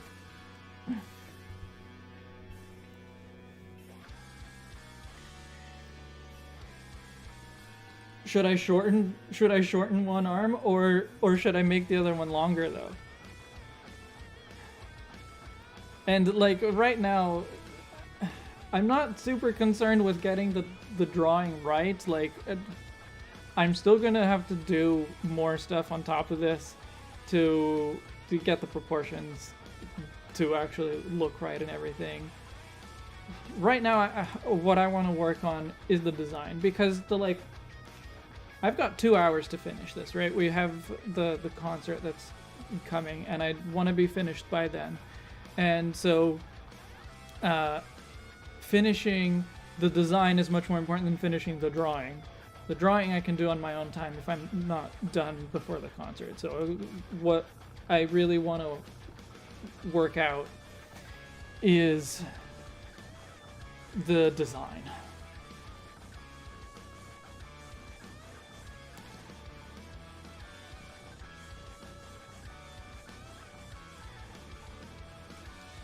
Is the right, but do you think do you like the longer arm more or the shorter arm more? I can see that they're not quite the same, but I actually kind of like the really long arm.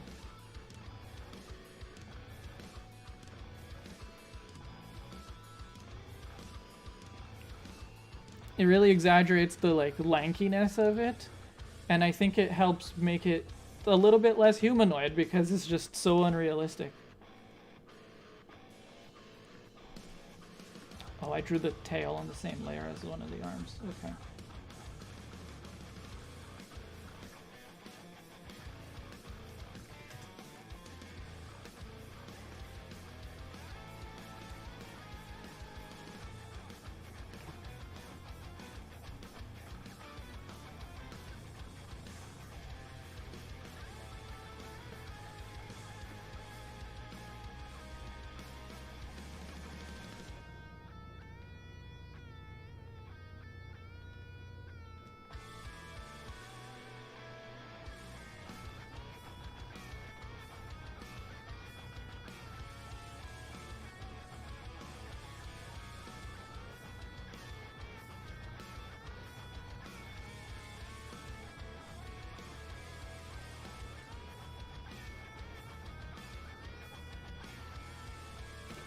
Oops.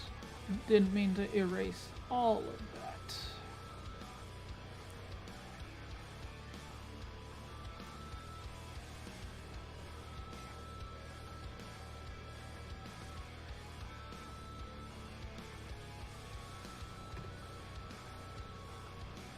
So yeah, I'm more inclined to make this arm longer.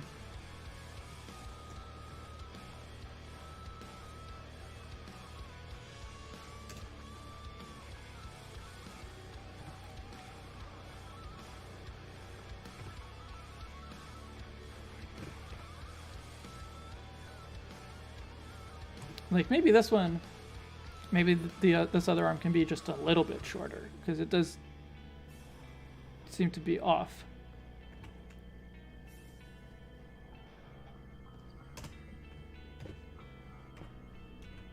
I like this a lot, actually. I think it's looking much better.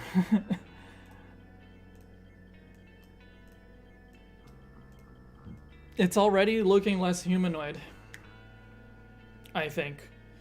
But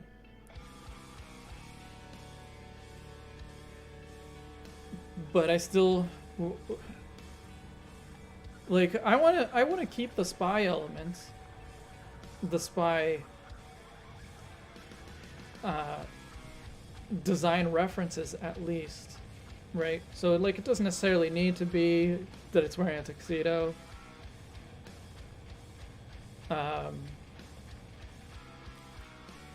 Or that has a glider. Frankly, I'm not a huge fan of it having a glider, but it definitely needs something.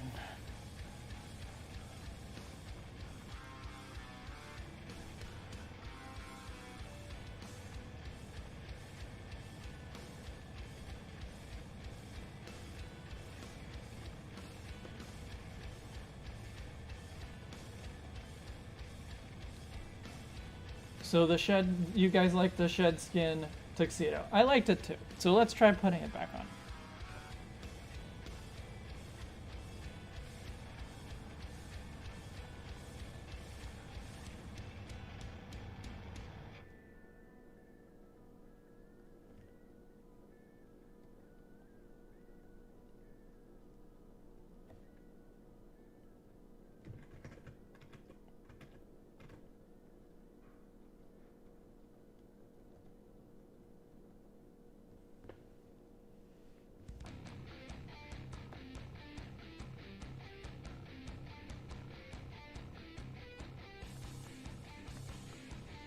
And 2 crests, I guess, was the general preference.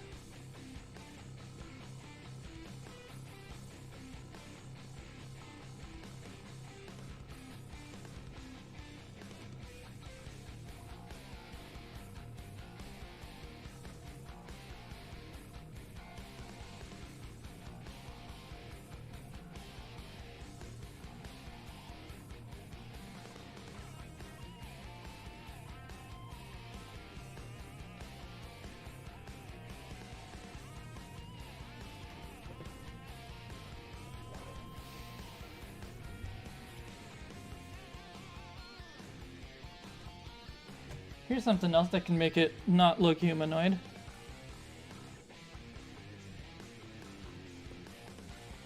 Less of a smirk, more of a chameleon mouth.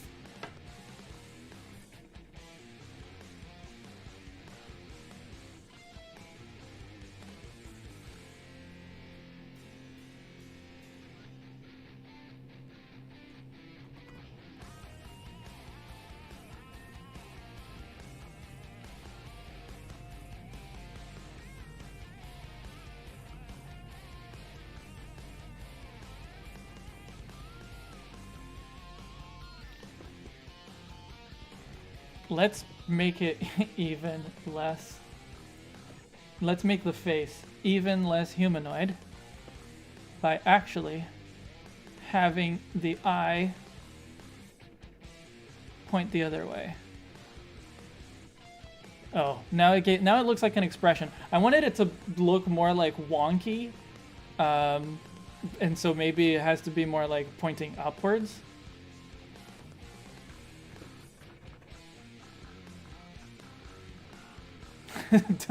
Gotta be careful with what kind of expression it ends up having.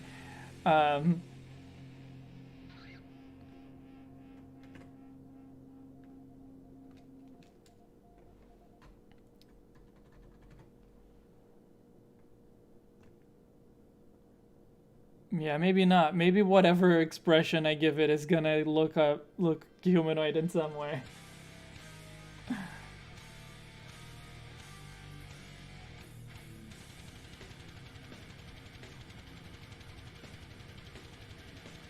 Yeah, it's just gonna because we can only see one eye. I think that giving it wherever we put the eye, we're gonna assume that it's looking there with both eyes, and so it's not actually going to look all that wonky. Oh, this is all on the same layer. Okay. Oh, hey, Blouse. Yeah, so this is how it's looking so far. We're trying to work out ways to ideally keep the spy theme, but make it look less humanoid, or just make it more animalistic instead.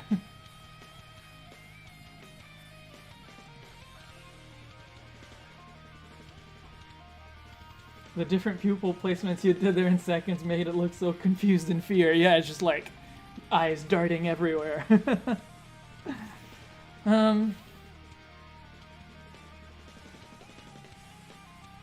Is there something we can do with the like hair in front of the face? Because Sobble has the like the pattern that kind of looks like bangs, and Drizzle has its crest flipped forward. I wonder if there's something that we can do with the crest, even if it's just like a little bit, right? But something that would ideally not look too human, not look too much like human hair, but maybe reference a particular hairstyle, a particular incarnation of James Bond. I'm not sure.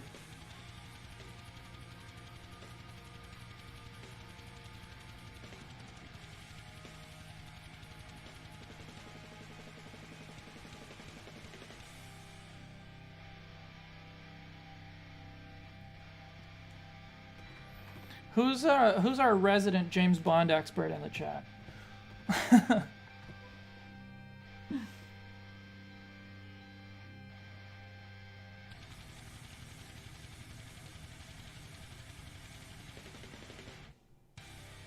Maybe a pomp that mimics a chameleon's horn, so something like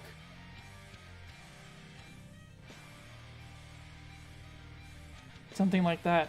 That works, actually.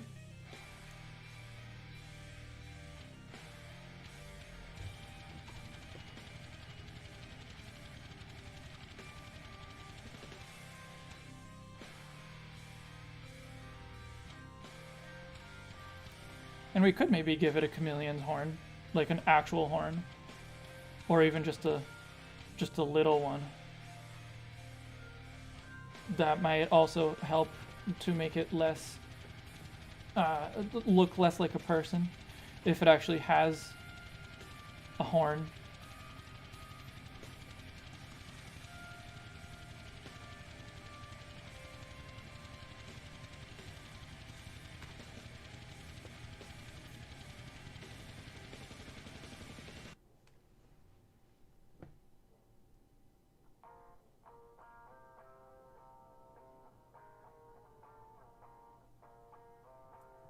How do the crests of basilisk lizards look like? They look like that.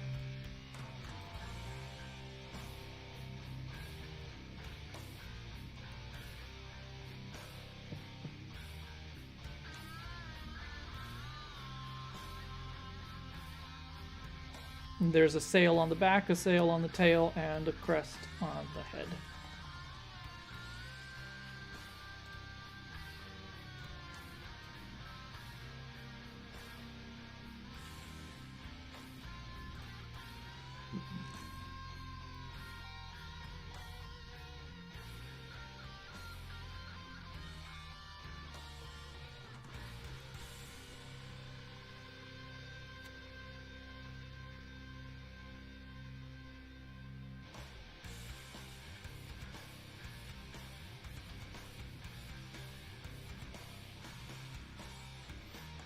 right, we'll keep the little lock that sticks out and that also kind of looks like a horn. Do you guys like it having actual horns above the eyes?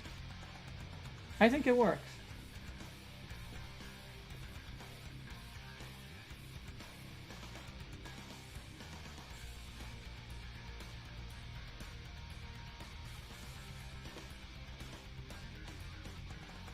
Is that sail on the back of a basilisk lizard where Inteleon's membrane on its back originates from? Yeah, probably. I mean, that's my interpretation of it, at least.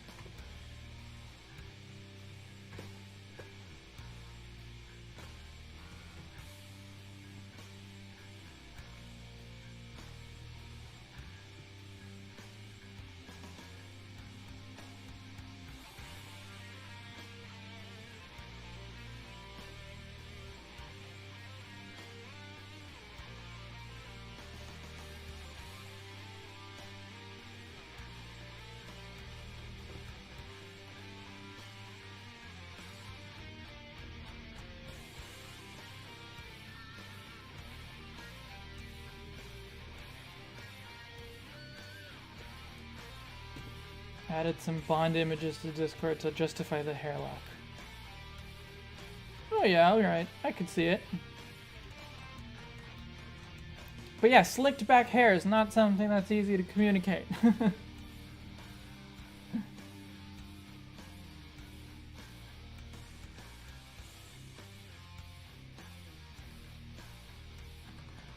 Maybe give it a more cubic head instead of the circular triangular head. I feel like that would look too different, I guess, from the other two. And this is pretty much chameleon head shape as it is. So I don't know how much I would want to depart from that.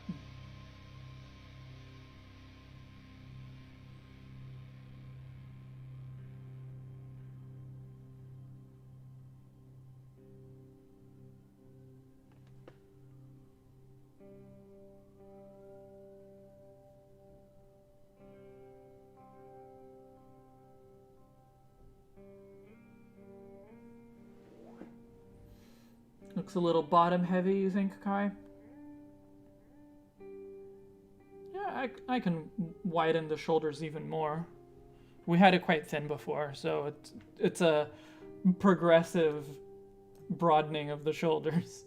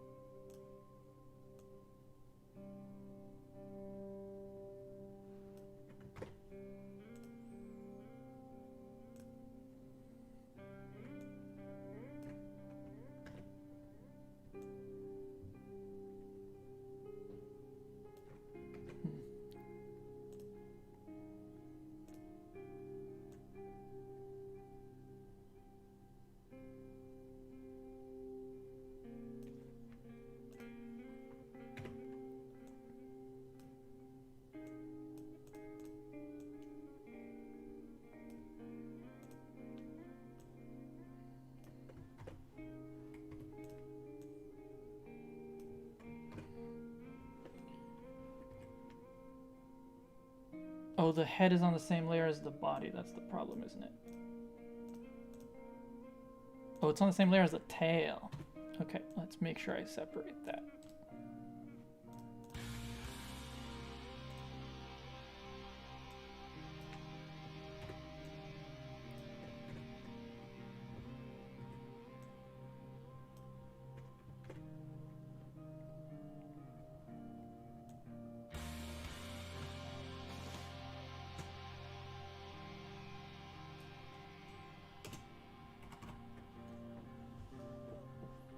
Is this better?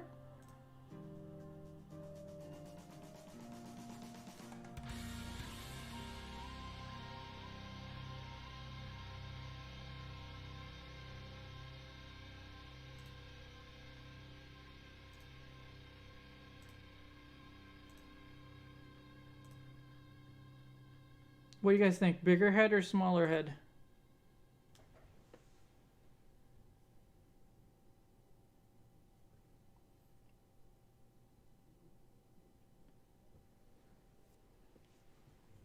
Right. Yeah, the shoulders do risk becoming too humanoid again.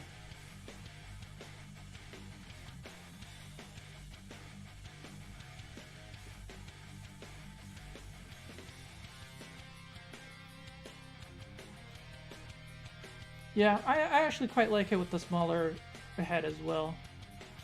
Um,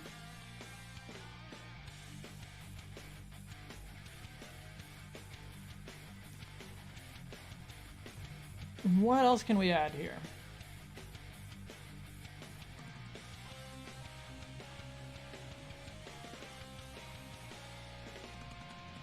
I feel like, in particular, the lower half of the body is very empty. It's very nothing at the moment. I could try giving it the gliders again. But like I was saying, like I don't really like that it has gliders. Like I don't really, it just doesn't really fit the design or the concept that well to me.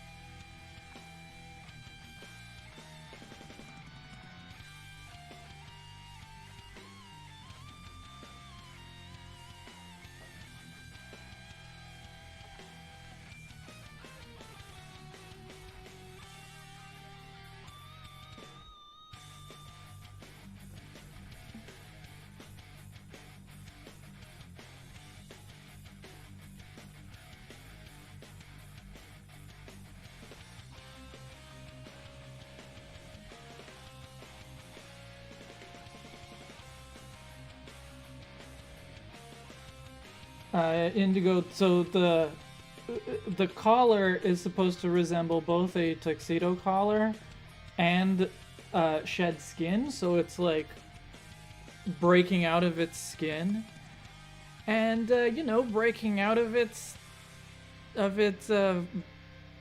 very shy nature, I guess, metaphorically.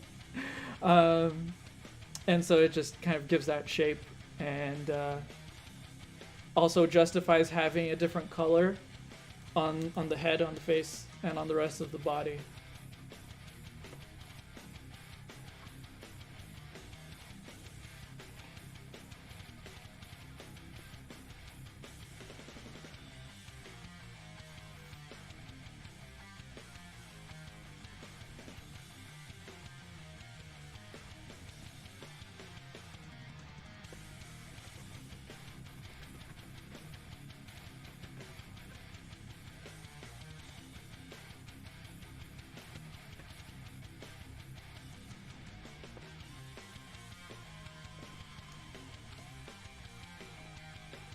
Yeah, if I do that, then it really just ends up looking like it's wearing clothes, so I don't like it.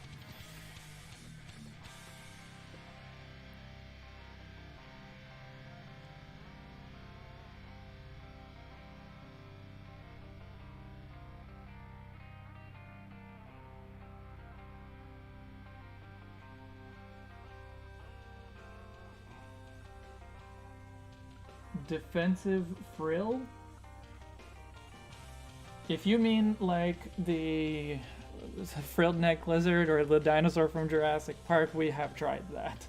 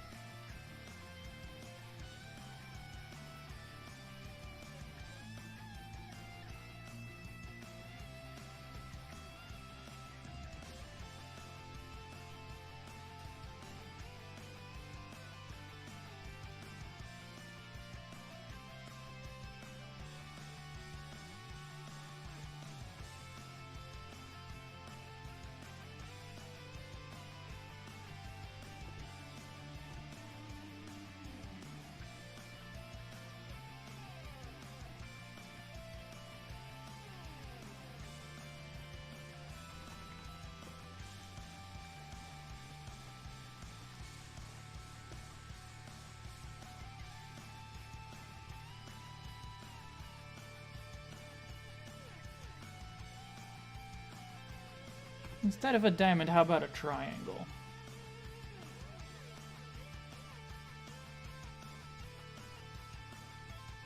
I just feel like the diamond goes to this, like, very low-cut pants.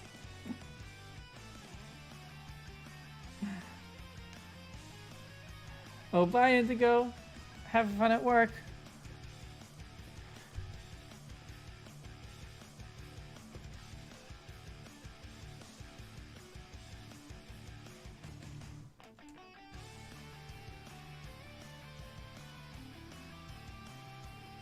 Teardrop shape.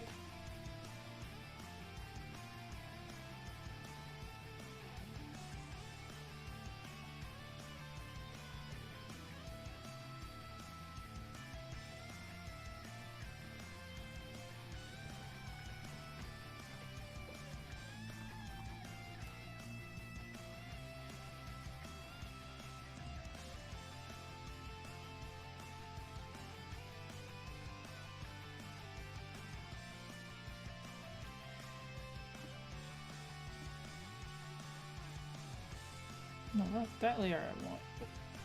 Oh, this is all the same layer. This layer is empty. Ugh.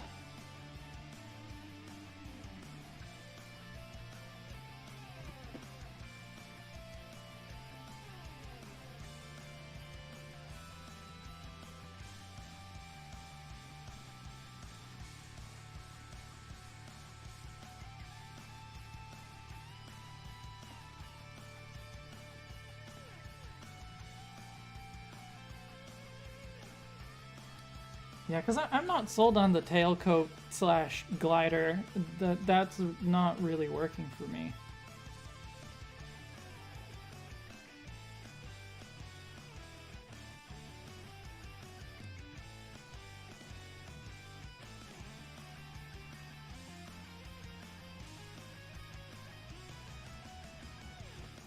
What if instead of a big diamond we have smaller diamonds or circles that are reminiscent of suit buttons?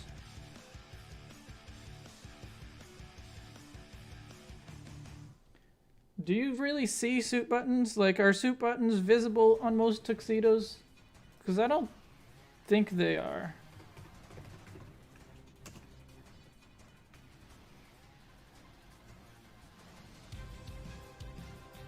Yeah, the tuxedo is generally like you don't really see very much detail in it. Like the collar a little bit, but aside from that, it's just oop down to here. Like, and I already have the dot that makes the bow tie. Besides that, the buttons you would see are the shirt buttons, but I think that would be too much.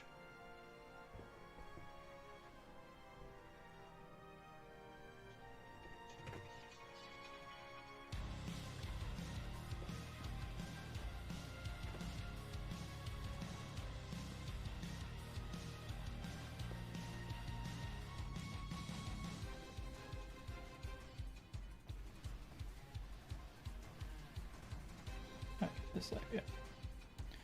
All right, you guys like the teardrops? I'll put that back.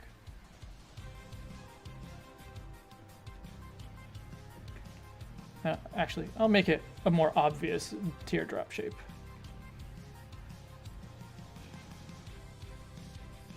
Since it also references the tears on Drizzle and Sabo, so.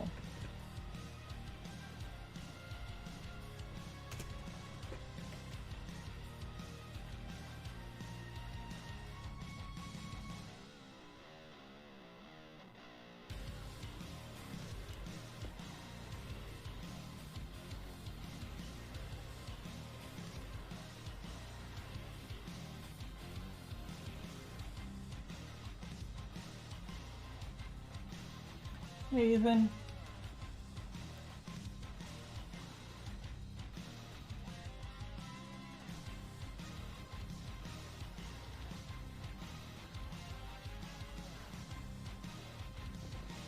Yeah, another way to do the pattern, or to do the tuxedo, would be to make it entirely out of patterns and like entirely out of stripes. And, you know, chameleons often have stripes, so the basilisk lizard has stripes too, so That would be an option, but my concern about that is that it would then also require more stripes and not just the stripes on the chest. And so if it has more stripes elsewhere, it might take away from the tuxedo look, but at the same time I was complaining that the stripes, or that the bottom part of the body was too samey, so I don't know.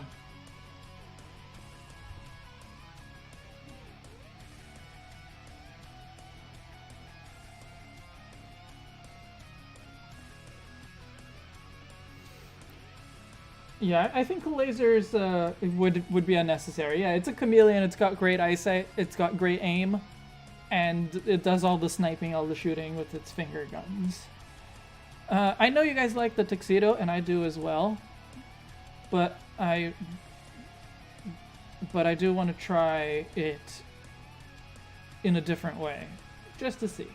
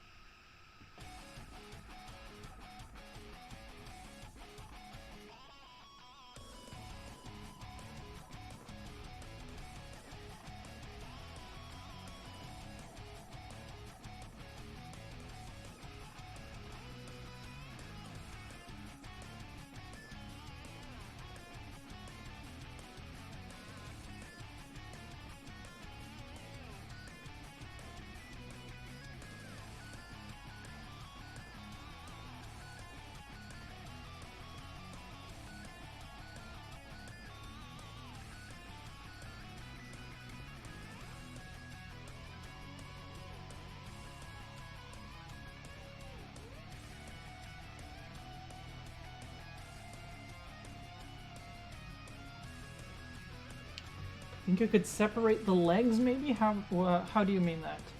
Do I? Jack says, hear me out. The collar is made out of assorted teardrop shapes pointed on the outside, rounded scallops on the inside.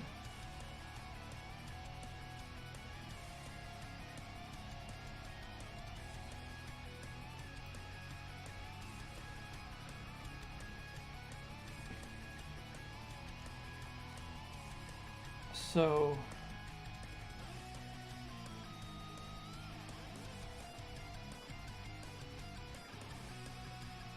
how would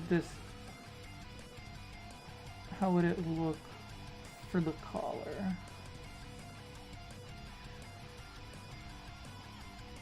Something like that? Is that roughly what you had in mind?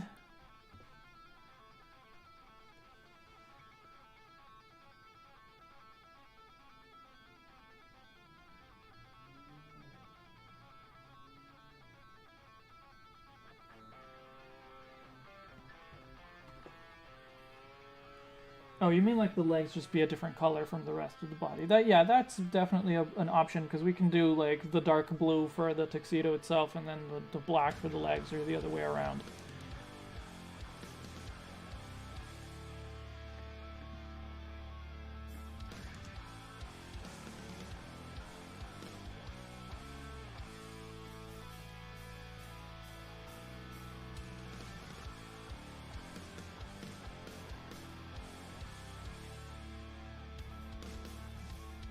This is the layer I want, okay.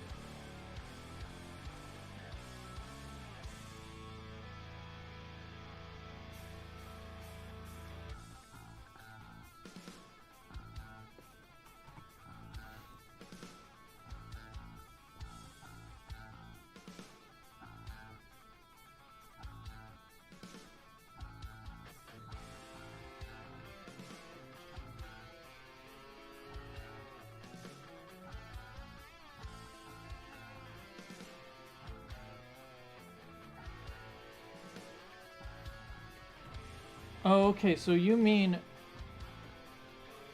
not like that.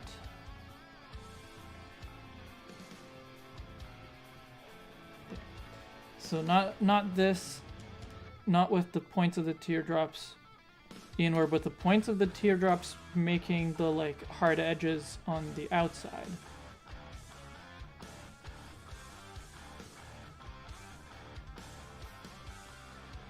Like that.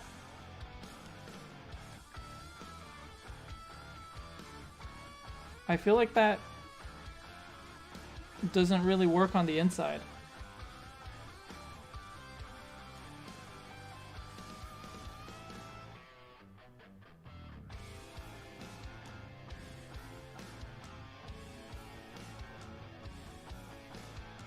Yeah, I still think that the shed skin collar is so far the best one.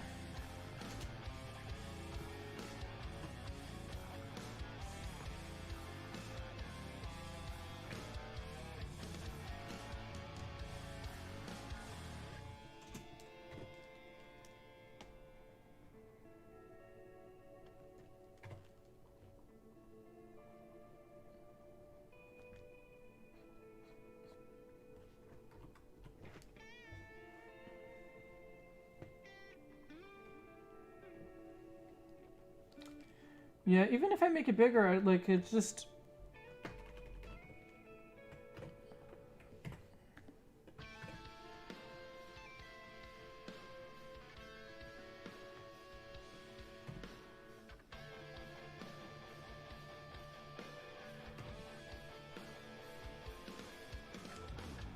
It just doesn't really work for me.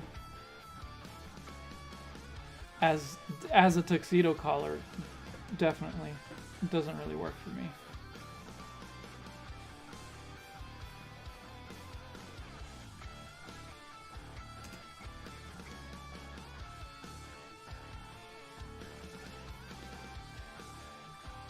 Alright, bye Kai.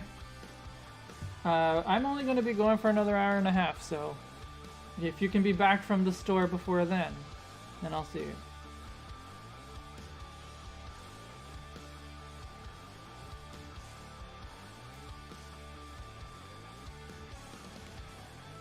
It would look less like it's just wearing pants if the legs and the waist were separate colors.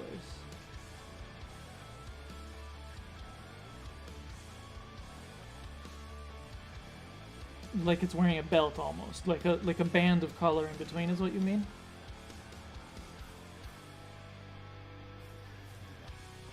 Don't worry, Gano, your skin, your shed skin collar is still there.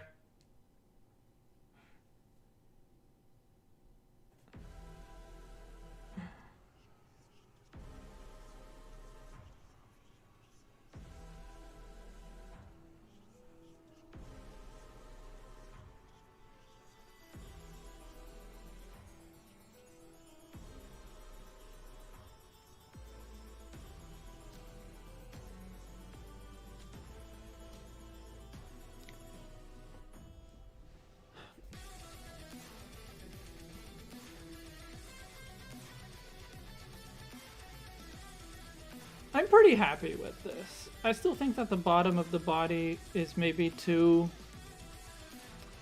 bland.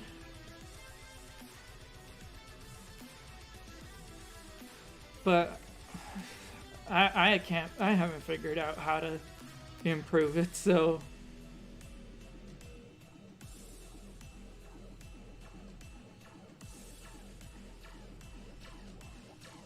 how about fuse the teardrop to the tail?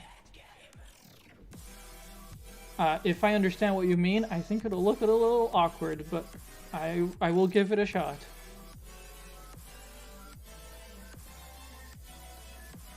Oh, I shouldn't have erased that. I should have just masked it.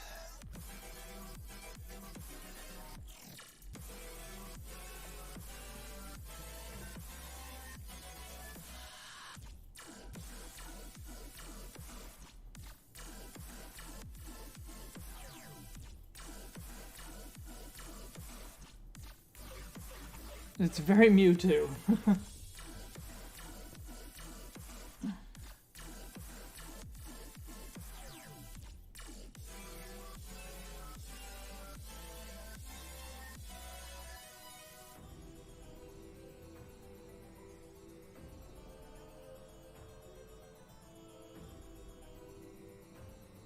I actually really don't like um, the way that the blue from like the vest on the original goes all the way down to the bottom. I like, to me that looks really weird. But yeah, I like the teardrop there.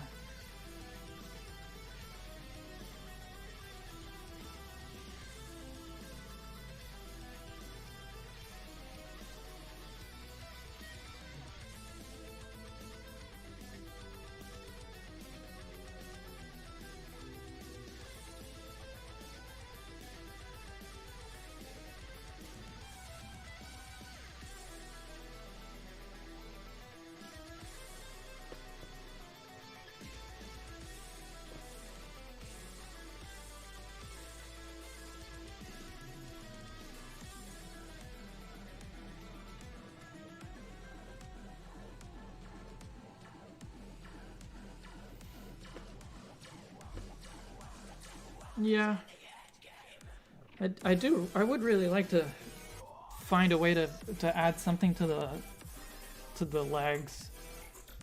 Um,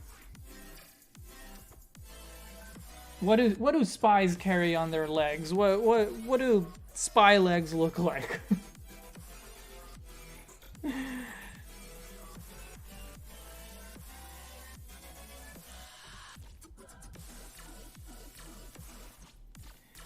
Yeah, unfortunately, Jack, I think you are in the minority here, and most people like the like the tuxedo collar, and I do too. So um,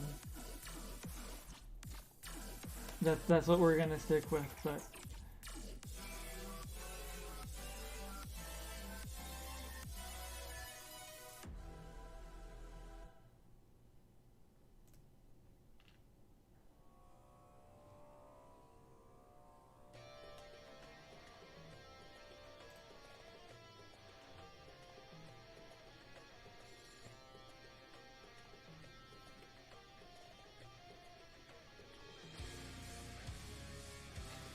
yeah, dude, I'm like looking at what you sent in the Discord.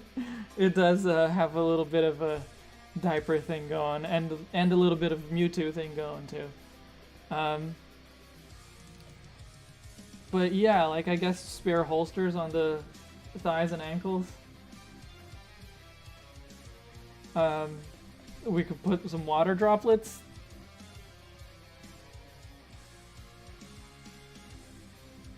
We could put a water droplet on the ankle, I guess. I don't know if that's really gonna solve the problem, but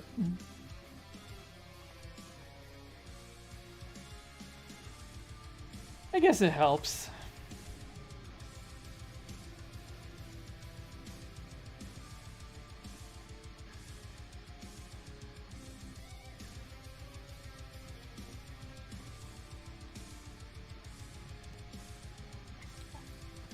I think on the thighs it might look too weird, but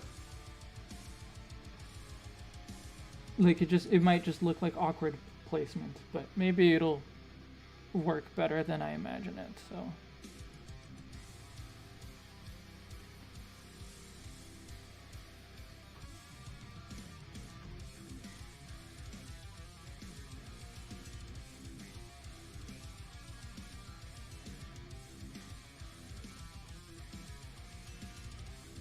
maybe bigger water droplets, maybe.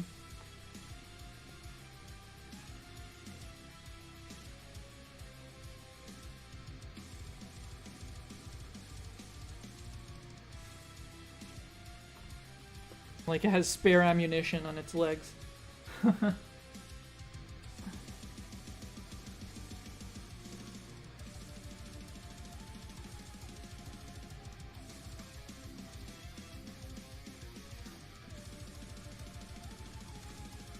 I think on the ankles it works, and like yeah, the smaller ones on the thighs not so much. Bigger ones are better, but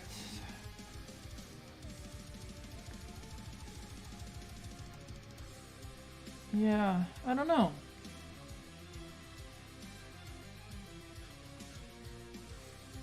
Oh, I guess that is very Greninja. You're right. Yeah.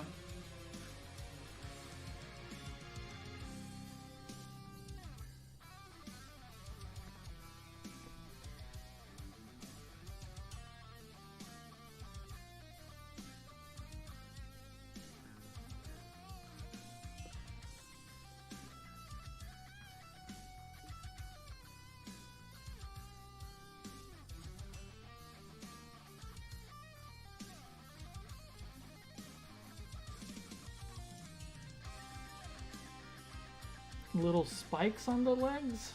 Where would the spikes go on the legs? Like, I don't think chameleons have spikes on their legs, so.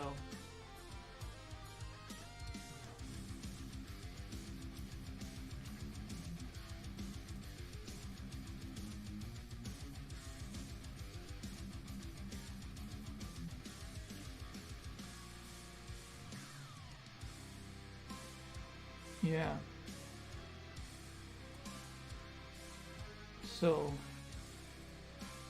So where would that go?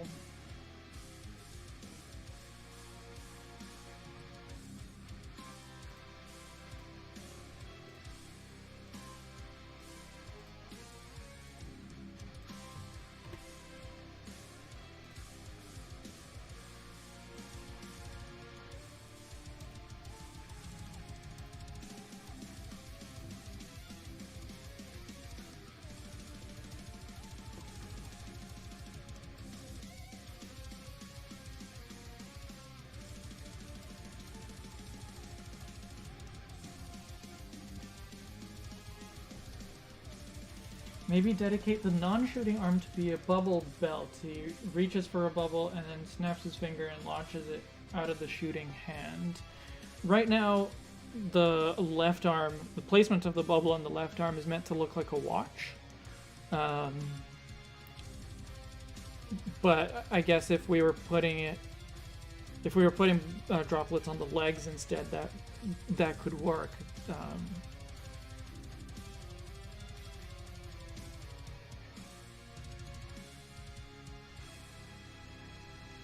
Yeah, I don't know.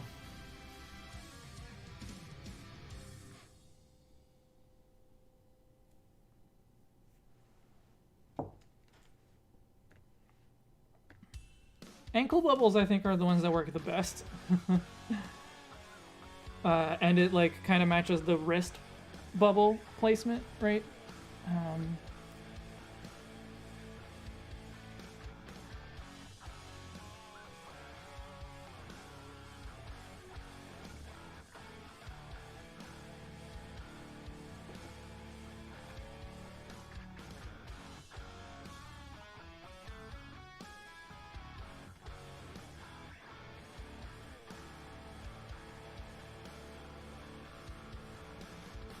I can't even figure out, like, what... Because the spikes here would be pointing pretty much straight, right? And so I guess I could... I guess I could make it work with just, like, shading, maybe? But it is a bit of an awkward placement to put spikes on, at least on that part of the thigh.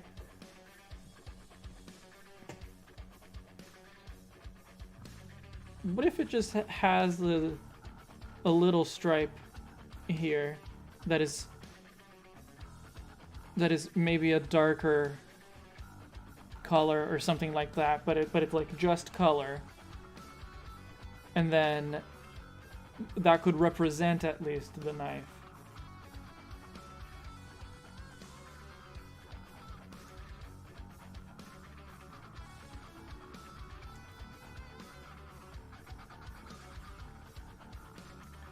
Yeah, I can see it not having to, like, necessarily reach down into its ankles, although its arms are certainly long enough. But I could see it just, like, I don't know, just kicking up the water bubble and catching it and then shooting it, something like that, like a trick shot.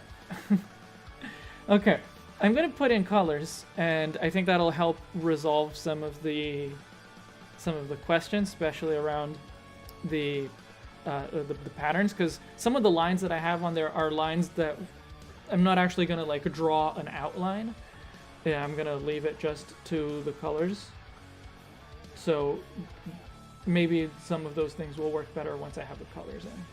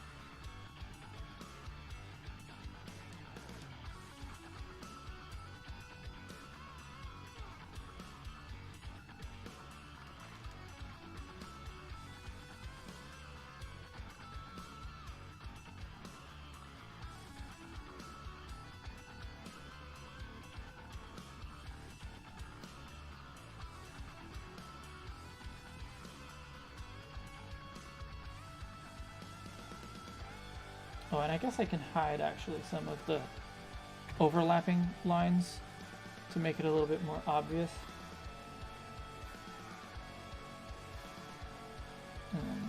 Those are fine. Yeah.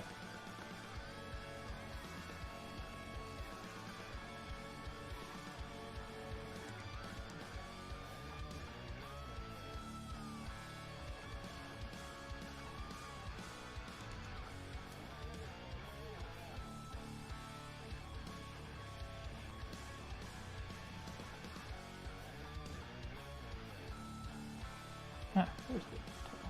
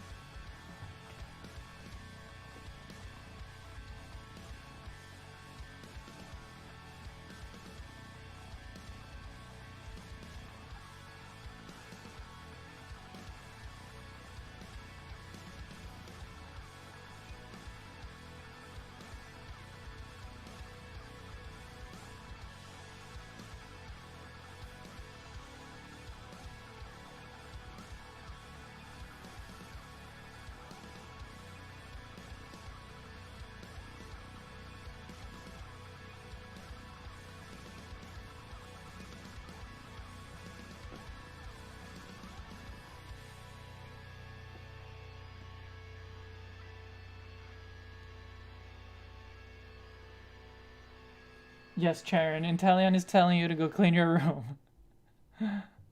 And threatening to shoot you with a water bubble, I guess.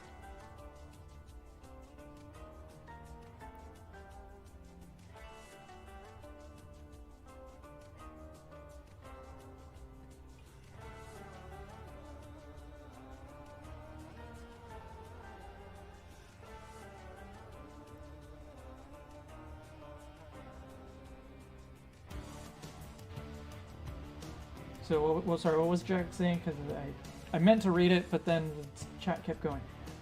Storing your gun on your ankle is a thing, but ammo not so much. Reaching for the ankle is a one-time move. It's literally the farthest point in your body. Not good for battle.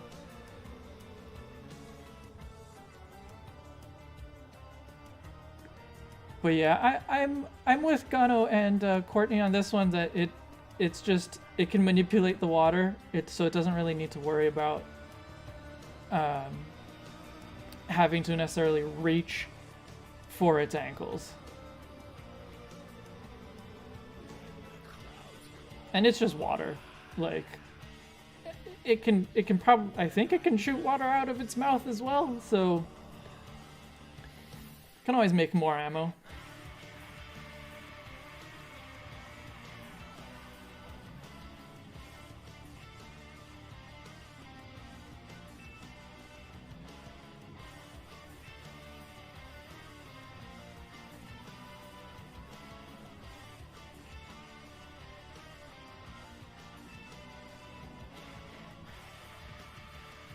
Does INTELEON shoot down bugs from the sky and eat them? I don't think that that's part of INTELEON's like existing lore, but that could certainly be what we imagine INTELEON does.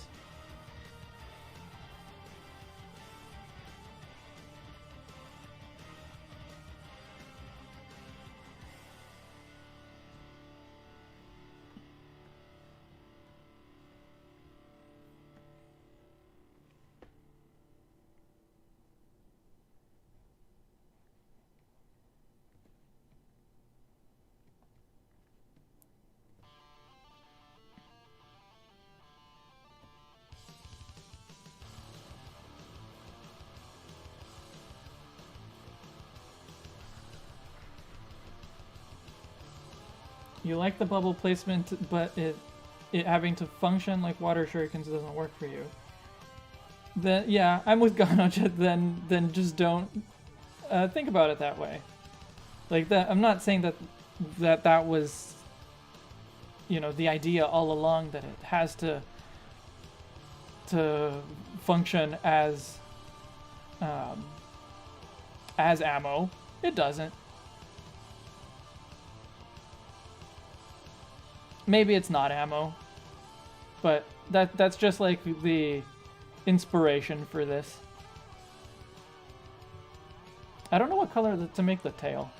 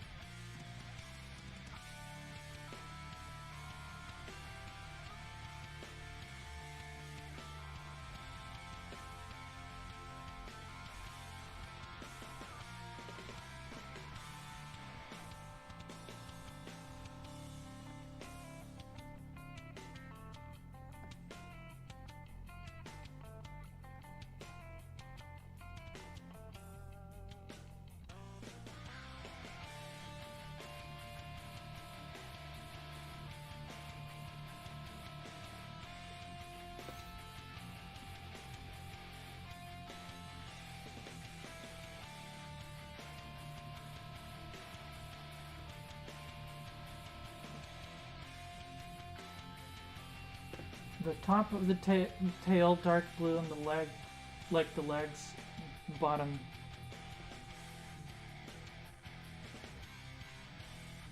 So basically, just like continue the colors of the tuxedo and the legs is what you're suggesting.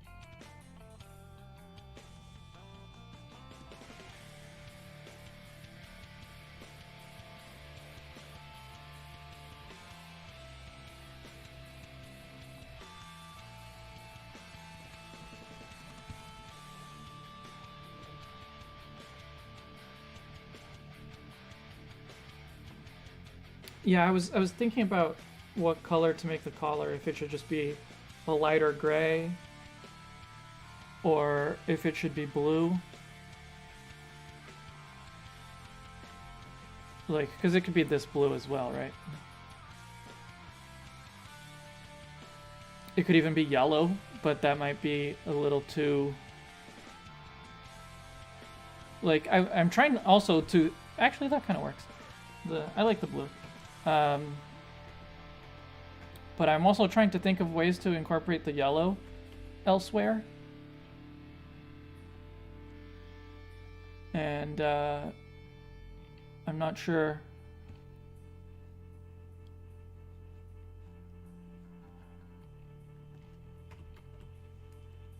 Maybe that works actually.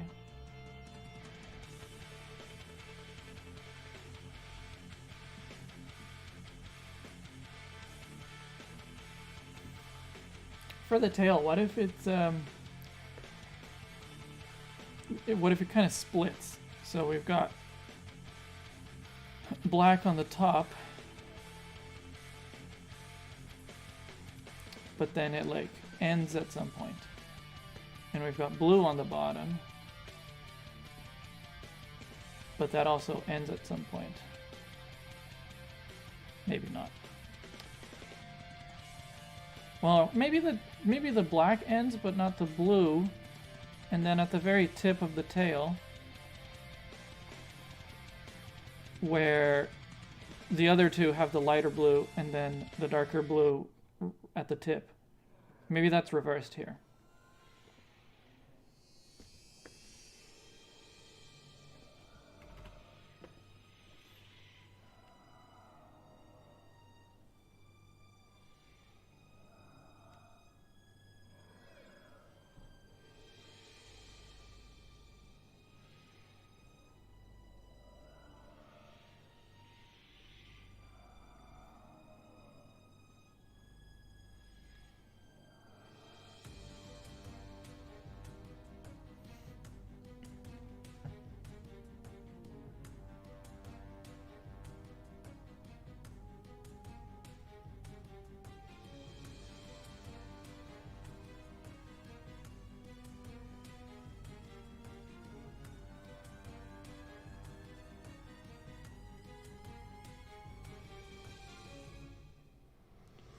I don't like the white. Maybe the white should be a light blue and the bow tie circle should be yellow. Then I would also make the droplet on the belly be light blue to match.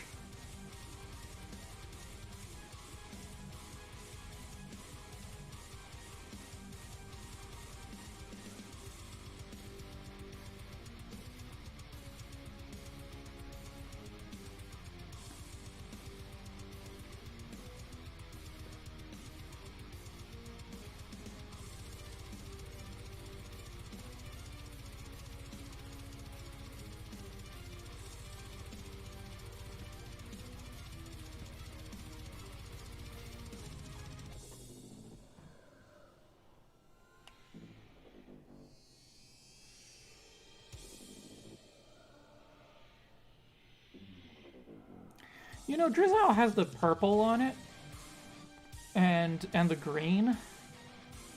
And honestly, I'm not a big fan of this yellow, so I'm probably going to want to adjust that. But maybe there's something that I can add in a different color, in a color that would be unique to INTELEON. Not necessarily on the hair or on the gloves, but just something.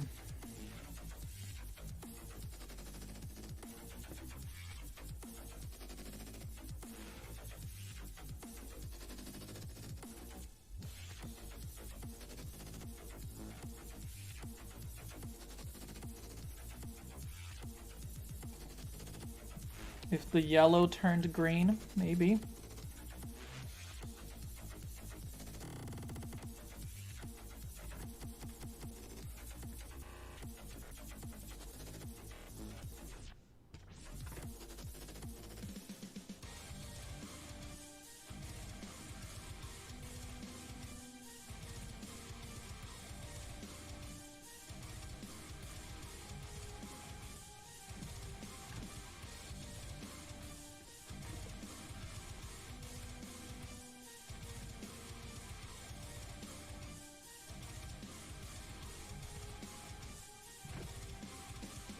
I like it.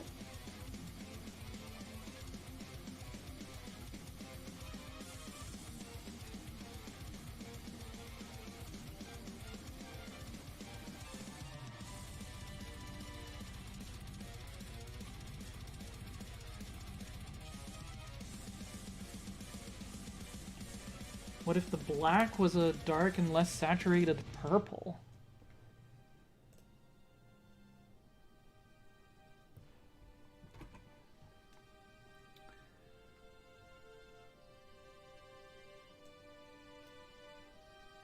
Looks like it already is.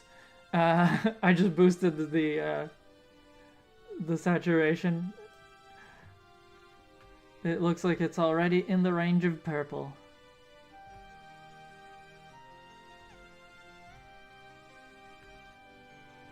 No, I like it as black, actually.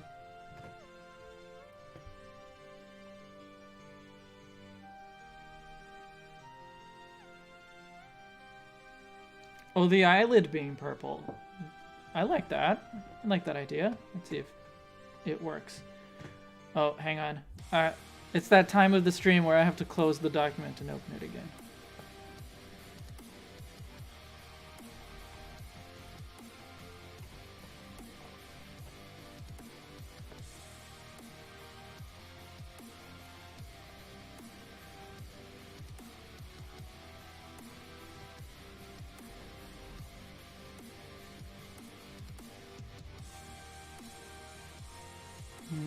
Maybe not so... no, maybe it's fine actually.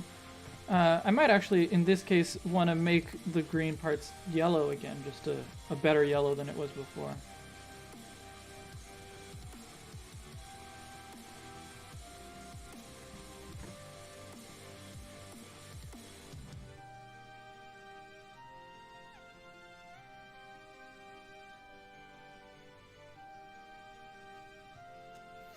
Not that purple? I think the purple works. I mean, it could maybe be a little bit less saturated and or a little bit darker, but I think overall it works.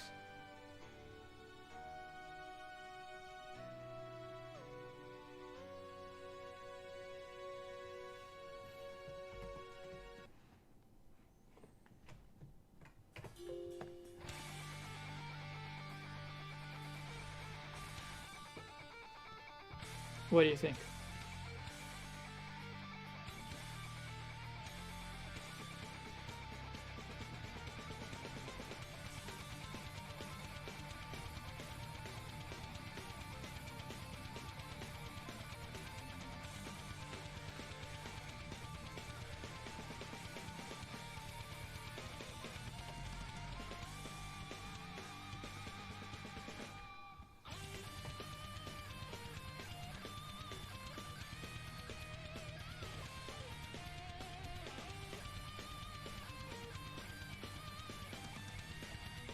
Leg stripes in purple as well.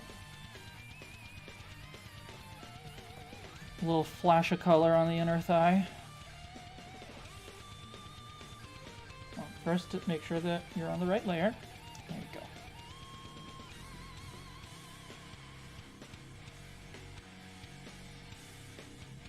Okay, now the purple and the blue do conflict.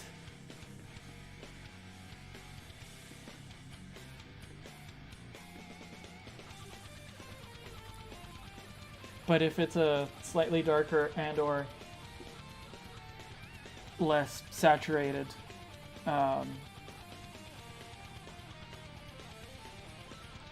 purple, it might work better. So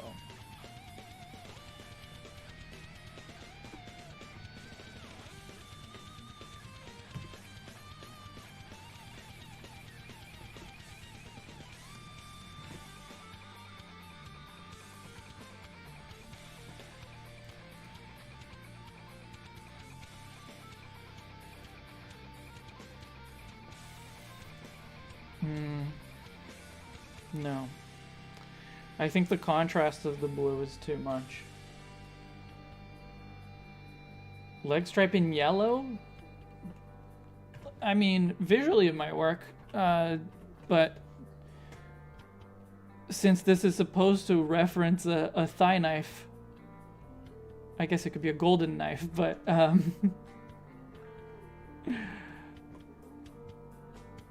yeah, like visually it works, but is it too bright? Does it give away that you have a knife in on your leg?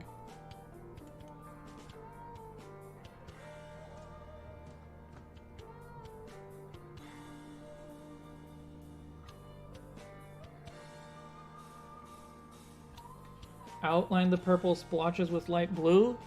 No, I wouldn't do that, but I could just actually keep the outlines.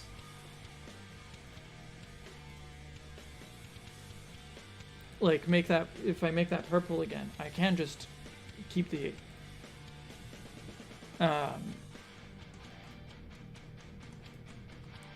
because with the outlines back in, it does work a little bit better.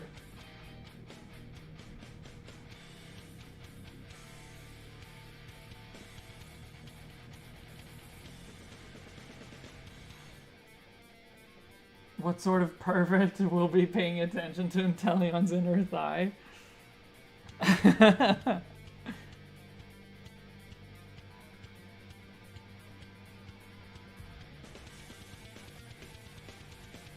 Okay. So we'll go with this. Which means... Yeah, I'm happy with this. I'm happy to keep this, which means that I now have an hour to finish this, or, you know, to get as close to finishing as I can.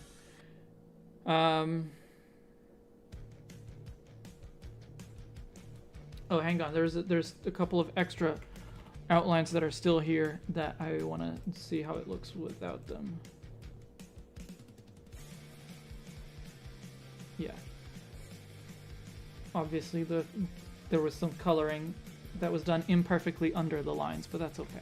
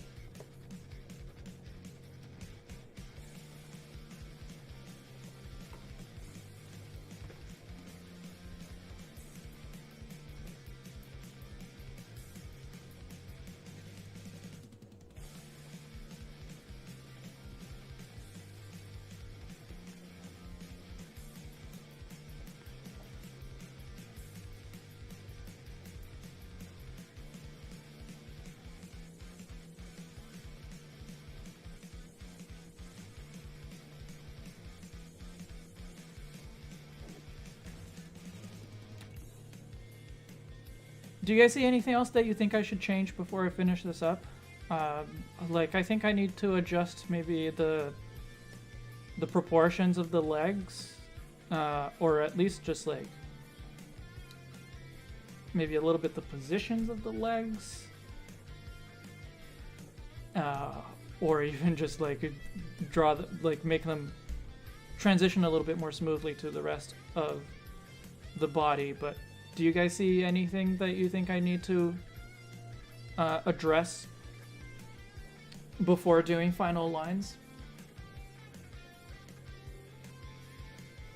I love your shirt. I have a sticker just like it. Well, yeah, this is Gano bought the sticker version, but yeah, this is a t-shirt of the Escape Unknown from the Unknown redesign, which was like the third one, and is still one of the best redesign concepts. Maybe not so much the best redesign execution. Like, I think there are drawings that turned out better than those, but definitely one of my favorite redesign concepts.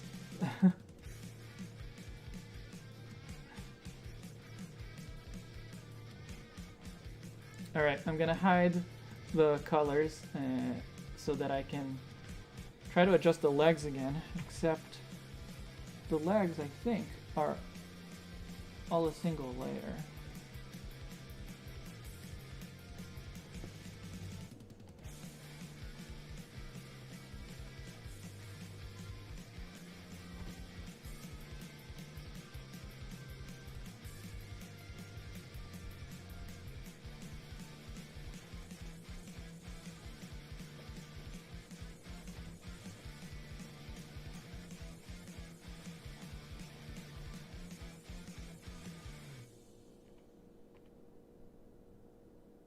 Oh, I see. It's because that's from the pattern. Okay.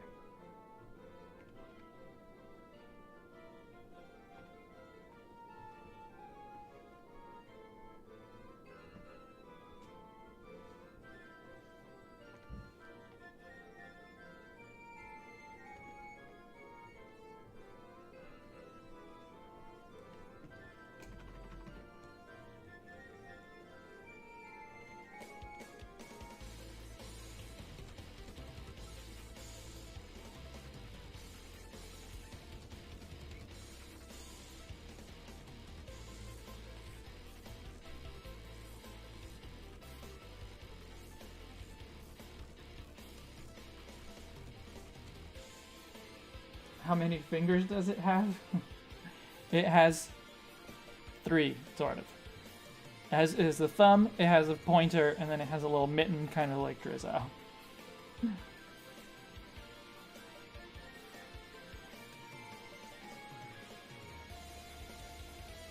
Dua, you can tell your friend that they're wrong.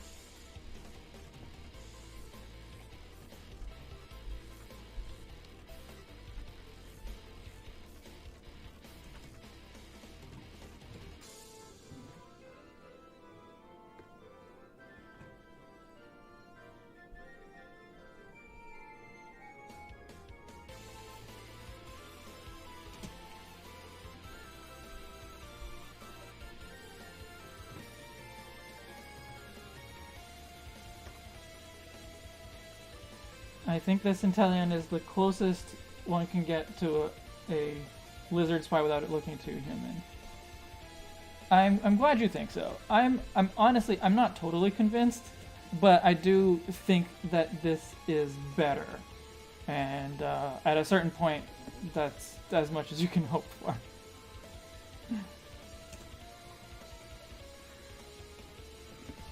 I think I went too far.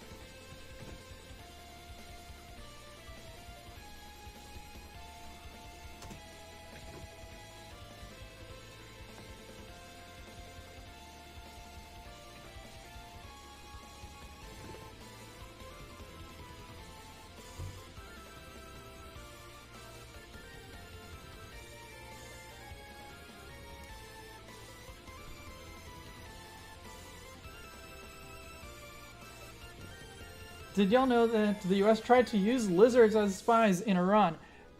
Gano, you shared that article, and I wasn't entirely convinced whether it was. I wasn't entirely clear, not necessarily convinced. I just wasn't entirely clear on whether the U.S. had actually done that, or whether Iran was accusing the U.S. of having done that, and whether or not they had proof of it, or was a thing that the U.S. even wanted to try. Do you know which one is the case?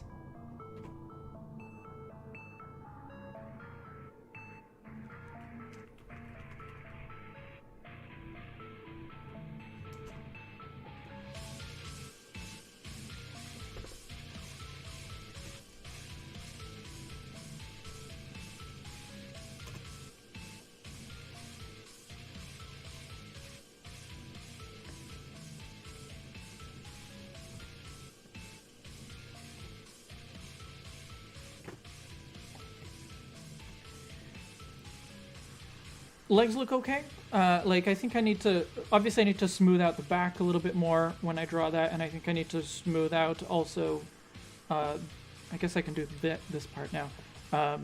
Smooth out this part a little bit.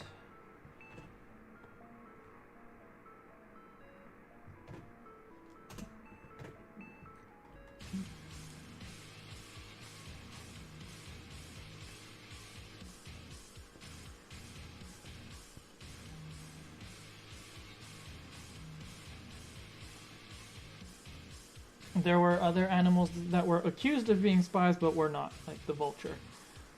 I'm sure that has happened a lot. You're spying on us with these animals. No.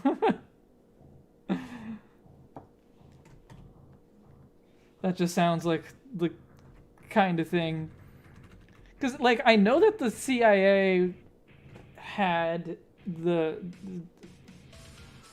like, has tried to do some really weird things, right?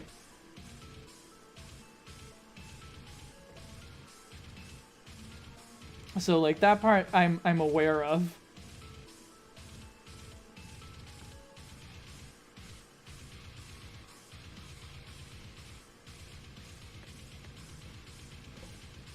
So I guess I wouldn't totally put it past them to try to spy with animals, but...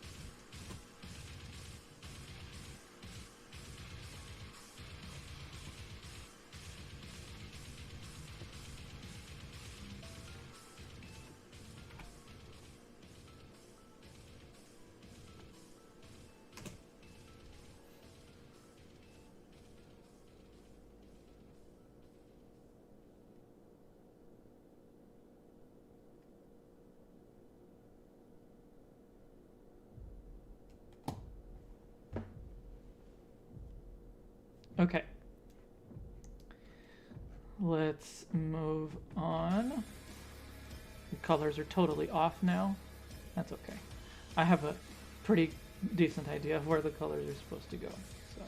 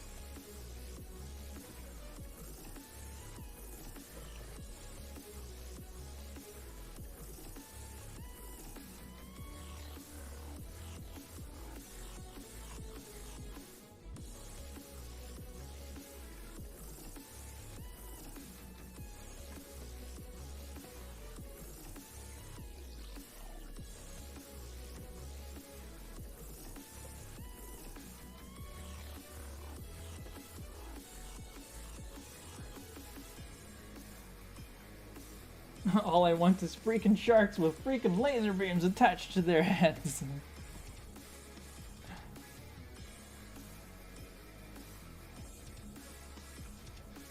Ah, crap. I was not drawing in black. But I think this is fine. Okay, and now if I draw in actual black, it's fine. Okay.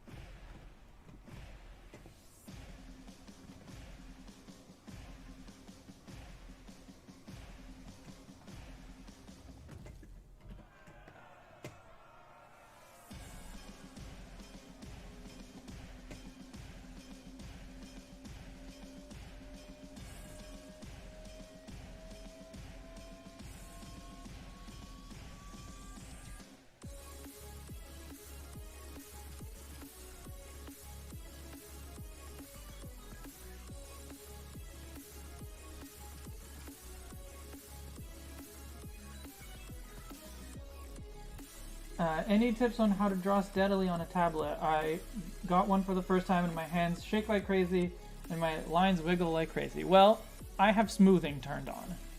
So that, yeah, like, I've demonstrated this before, but I can do it again. So this is Photoshop, and I'm sure other programs have similar things, but if I turn my smoothing down to 0 and I try to draw a perfect circle, that doesn't look good. If I turn my smoothing up to 50%, which is what I had just now, it's what I usually use, and I try to draw a perfect circle, okay, that's already much better. Still not perfect. If I turn it up all the way up to 100, okay, well, still not perfect, but you can tell that the curves are much smoother. Like the curves themselves are much smoother when you have smoothing on up to 100%. Alternatively, if I'm trying to draw a zigzag with no smoothing, easy. If at 50% smoothing, now it doesn't quite go all the way that I'm trying to do it, and because the line lags behind the pencil a little bit, so the cursor a little bit, so it kind of averages out where your path is going. And so at 100%, that zigzag looks like that. So it's smoother, but also harder to do like sharp edges.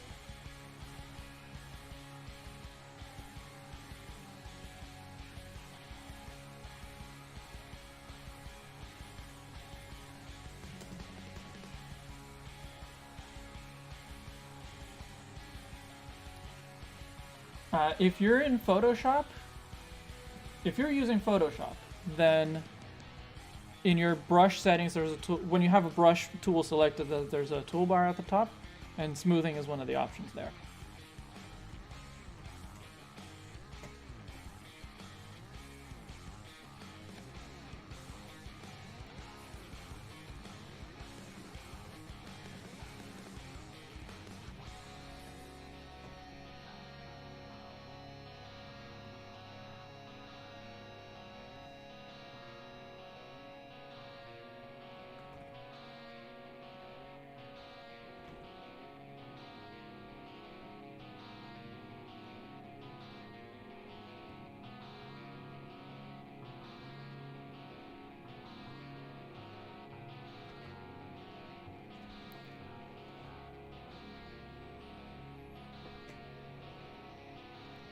Hello, I am the friend who isn't the biggest fan of your redesign. Well, hello, Jonfred? Is that correct? You are the friend who was wrong. Well, welcome to the stream. I won't be changing any design elements at this point, except maybe things related to the colors, because I haven't done that yet. But I think I gotta draw the whole tail curve as a single curve.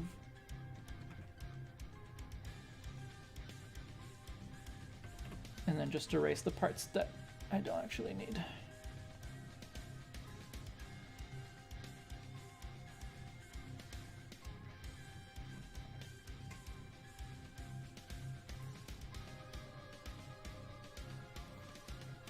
Hi Derek, why would Derek see the future?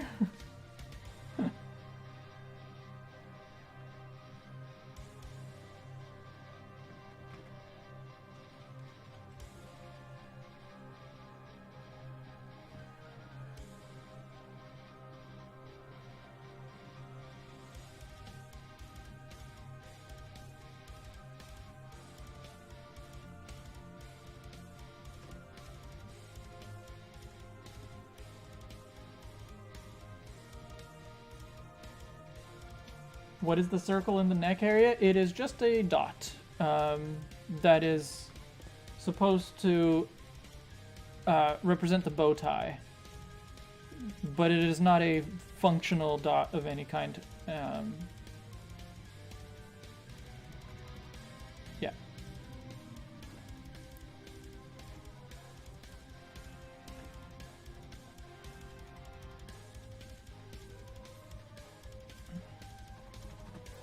There are dots in other parts of the body that are water droplets, but that one is not.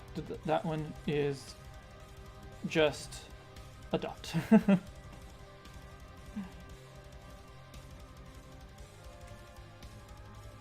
That's so Derek, like that's so Raven. Oh, okay. Well, that explains why I didn't get the reference, because I never watched that show.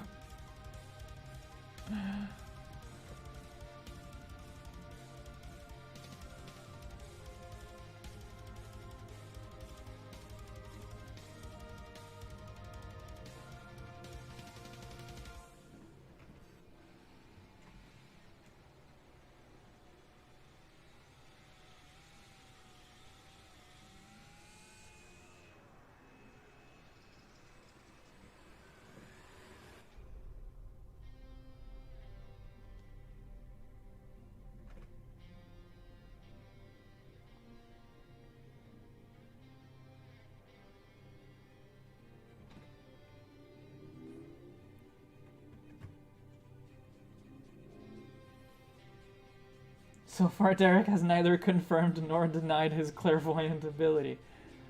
I had no idea that That's So Raven involved seeing into the future.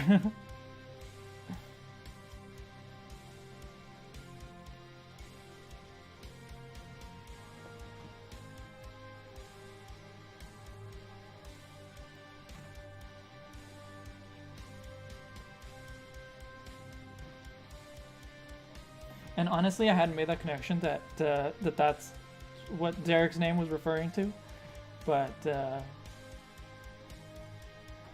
I kept like I had the feeling that it was a reference to something, but I had not put it together what it might be.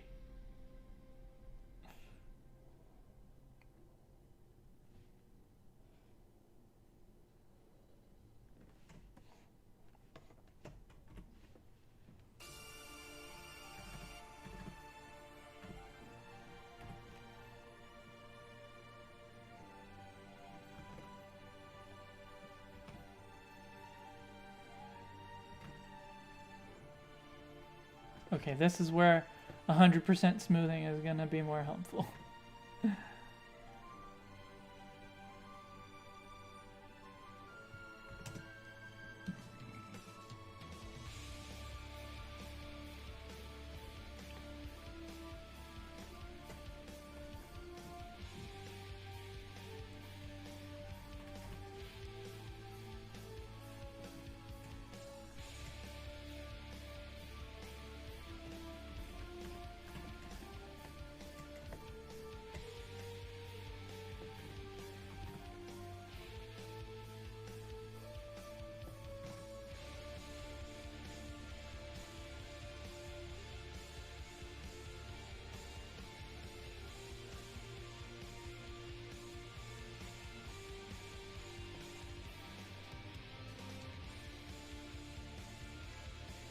The whole premise is that she's clairvoyant and hides it. Oh, yeah, I had no idea.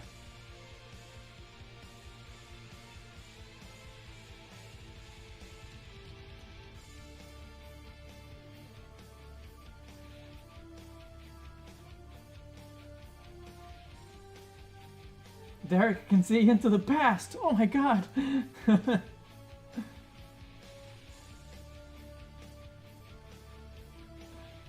I really like the tail you gave out. Oh, thank you.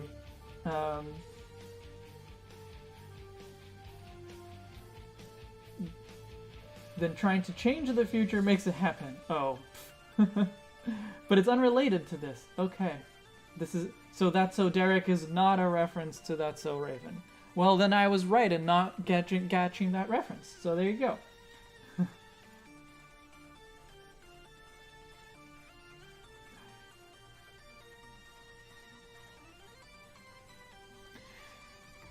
All right, Kyle. Nice to see you. And thank you for stopping by. I don't think I'm gonna finish, like actually finish this in half an hour, but it's gonna actually be close. So if you stick around until just before 5 o'clock, or just before 4 o'clock, so another half hour, you might actually have a pretty good idea of what the final here is gonna look like. I think in terms of like outlines, I'm done. Oh wait, no, there's the outline on the leg. That's the one I'm forgetting.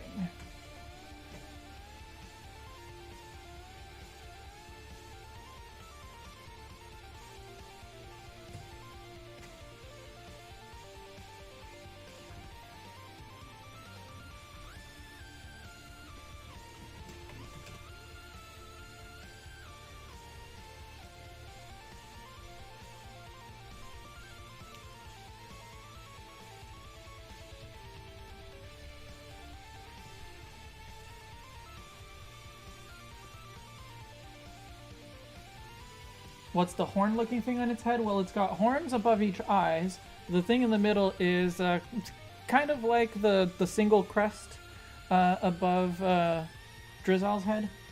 And actually, I'm noticing here that the way that it ended up looking, it looks more like it's behind the head rather than on top of it. So let me fix that.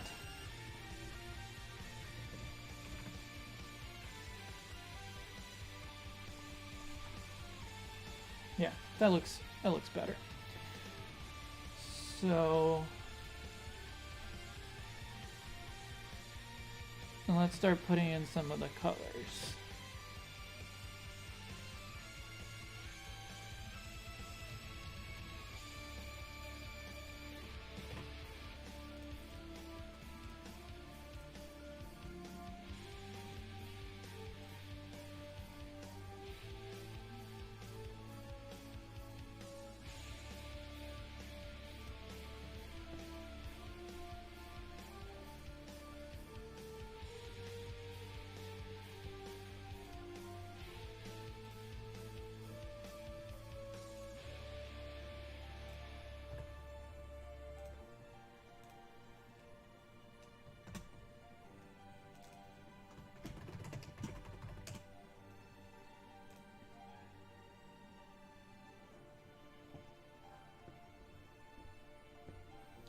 Breaking news. Courtney also has psychic ability to see the past. Oh, hey, dog, you made it. You were able to catch at least a little bit of the stream. That's nice. We've pretty much already figured out what the design is.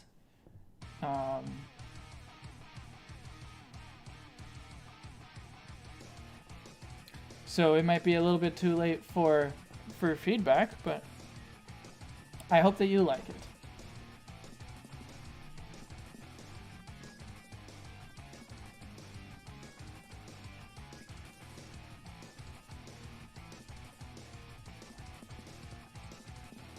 It does kind of suck a little bit that when I did this, the placement of the layers got mismatched. Maybe I can get it more or less back into place. I did adjust the placement of the oh right, because I kind of rotated things, so this isn't gonna look right. It's too bad that I accidentally moved that layer, but I guess this does give me a slightly better idea of where all the colors are supposed to go.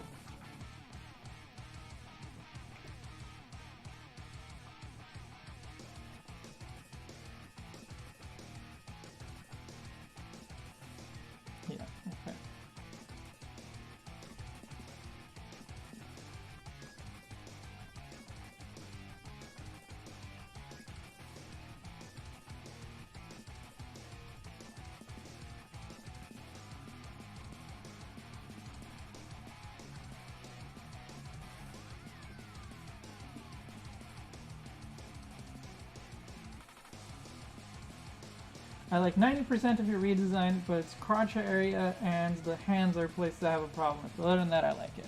Well, you can't please everyone, so 90% is pretty good. I'm not going to complain about a 90%.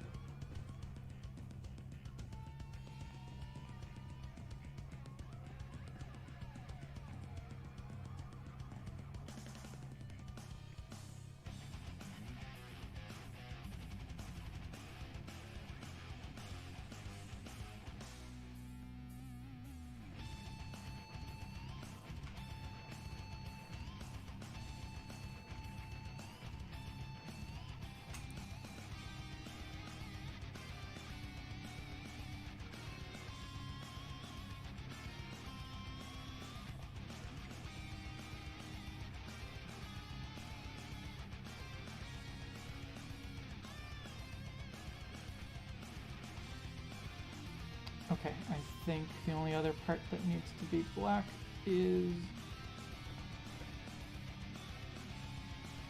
the feet.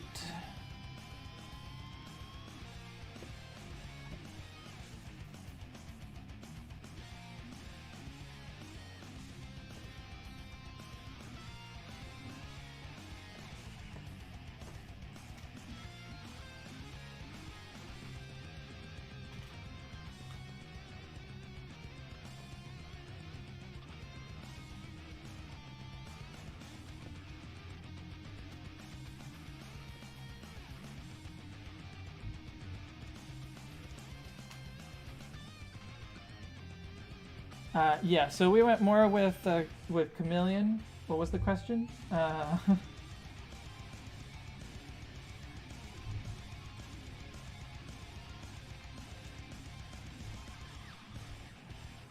So we went more with the with there is still a little bit of basilisk in there because of the choice of having the very wide feet was in part to make it be able to run on water better, and it does still have the sail on the head, but yeah, we decided to stick more with chameleon because that's more obviously where the rest of the first few of the family come from.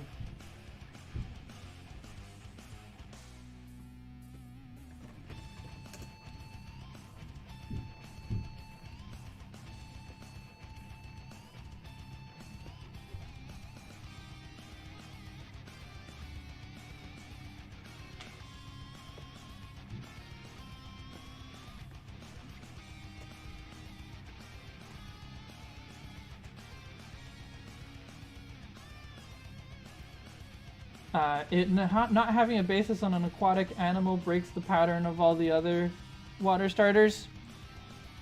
Honestly, not something I care about. Not the kind of thing that I care about maintaining. But also, it still has the basilisk in there. It's just not. Like, it's not even prominent in INTELEON in the first place. So it's just still not prominent.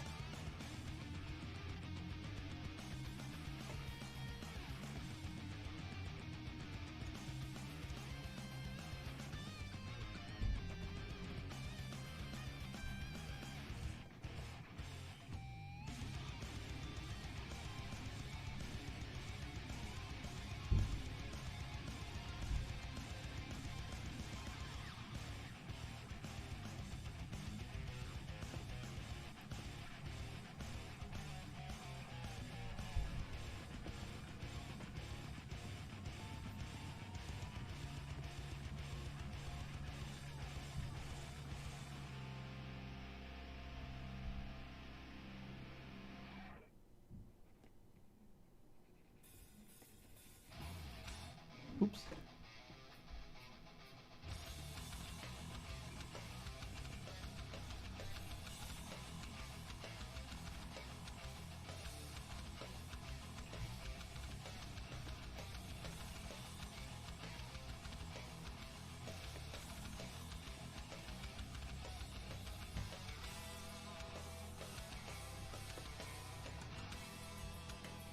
Yeah, INTELEON has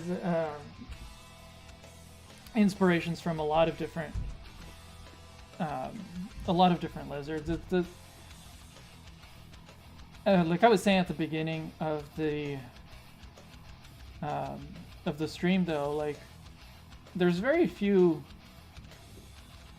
lizards, I think, that you could base a Pokemon on and not just have it look like generic lizard. Chameleon is one of them, which is why it's recognizable in Sobble and Drizzile, but other than that, like, there's just not very many.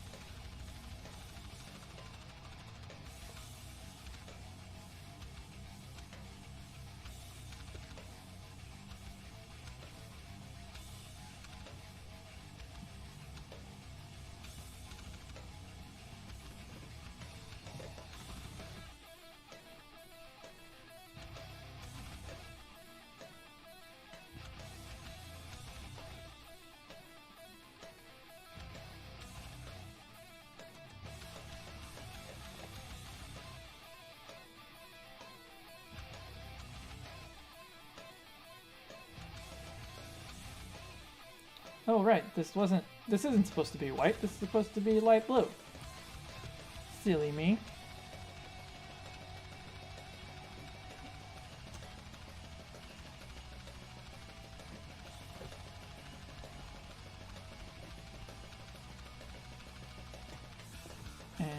And then I think all I have is the yellow and the purple. I think those are the parts that I'm missing.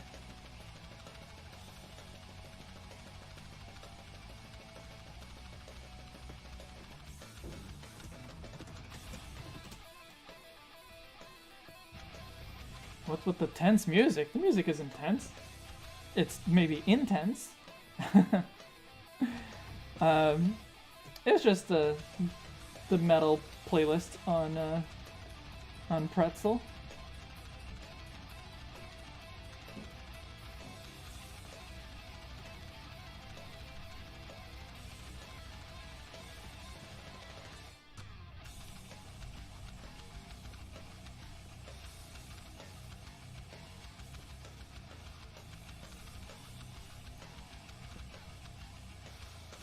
Remember when Pokemon were just animals? Now they need a character arc and motivation. Not all of them, right? They're still animalistic Pokemon. And like, I think that having a character arc in terms of the themes of the family is not a bad thing at all. Like, having Sobble that starts as a very shy Pokemon and ends up as a very confident Pokemon, I don't think that that's necessarily a problem, because it's not so much that, like, there's part of it that is what goes into just the design, right? But there's also part of it that is, like, in the Pokedex entries at least, that's more of, like, what the people of the Pokemon world interpret this animal as. So, like, we think of, like, rabbits as a simple symbol of promiscuity, for example. We think of owls as a symbol of intelligence. So, like, that kind of thing would still exist in the Pokemon world. And I think that's no different. The problem is when the design leans so much into that it doesn't leave very much room for a player in particular to project the kind of personality that they would want onto that Pokemon. And that's definitely the case for me with Calyrex, especially. Well, the Calyrex is a different problem actually, because Calyrex is more, it is given a specific personality in the games, but in the design, I think Inteleon is definitely one of them.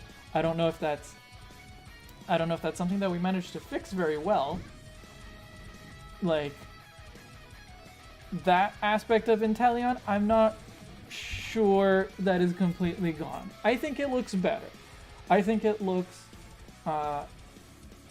less like it has a specific personality, but I don't know that we fully solved it. But that's okay. Can't win them all.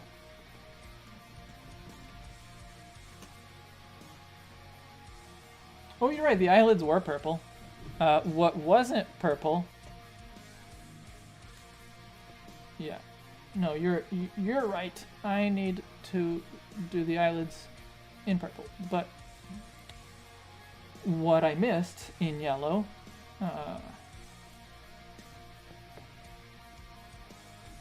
is the little dot that represents the bow tie.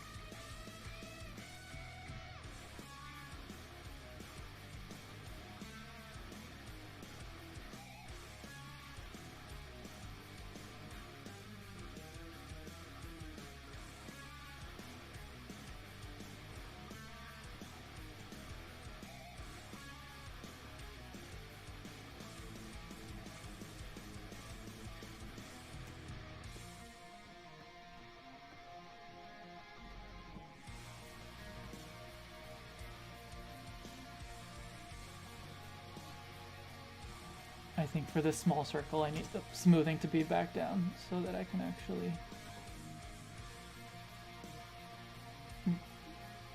get it where I want it.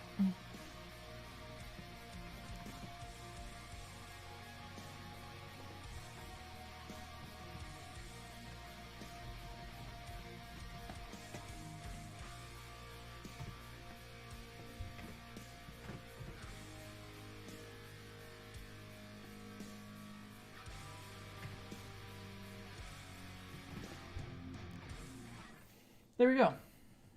Did I miss anything? I think I might want to thicken the lines in a couple of places actually.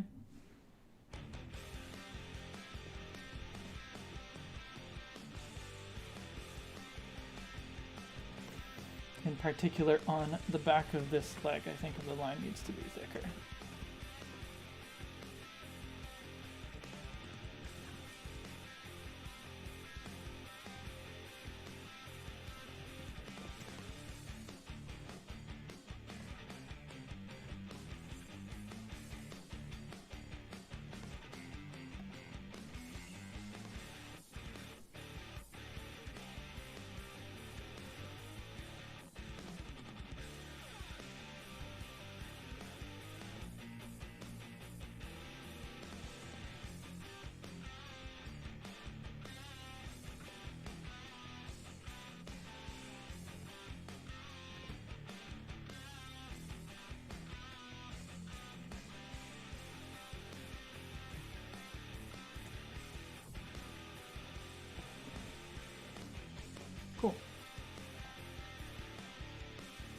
Pikachu Da Matrix, welcome.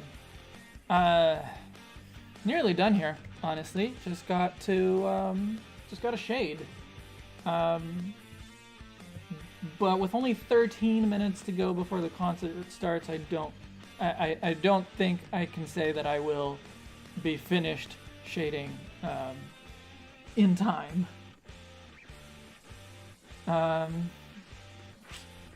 And do I want to do high contrast shading? If I do high contrast shading, I'm gonna use the darker blue from like the legs and the tail as the shading color, as the shadow color for the lighter blue parts, for the water droplets and for the head. And I'm going to use the black from the tuxedo to shade the blue, to shade the dark blue. And I will use the lighter, and then it's basically the same thing but reversed to be the highlights. And then white as highlights, obviously, for the light blue. And that might actually be enough. The black will need a darker shade for sure.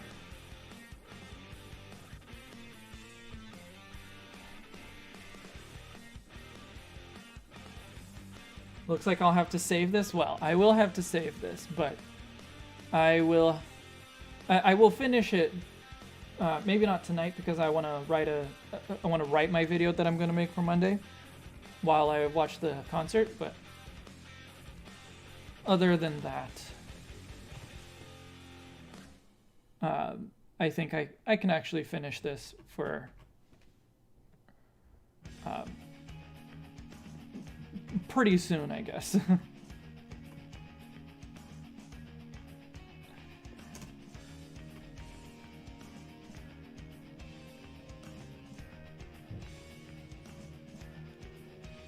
Would this redesign's Gigantamax still have its sniper gun? Yeah, I actually think that it makes even more sense. Because it already has the water droplet on its hand that it shoots with. So, yeah, for sure.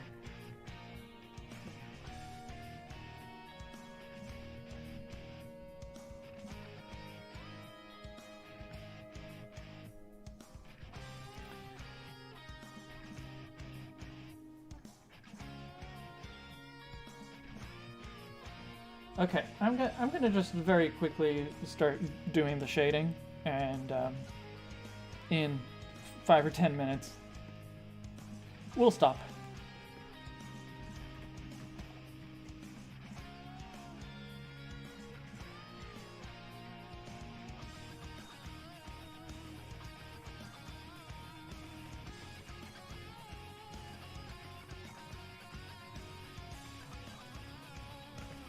No, that's not necessary.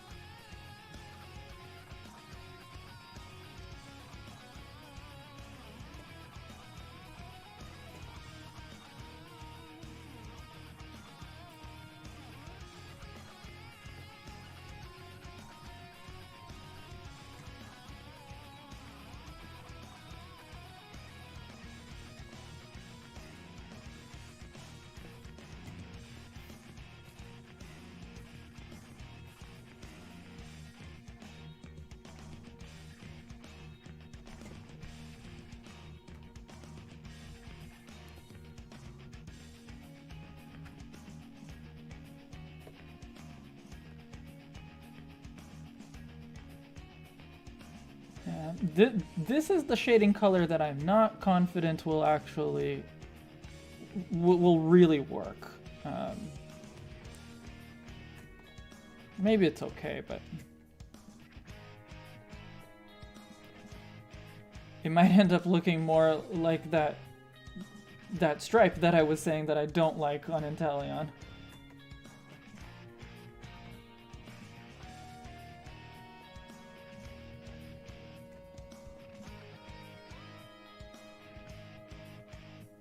So it might be better to to just make a darker blue.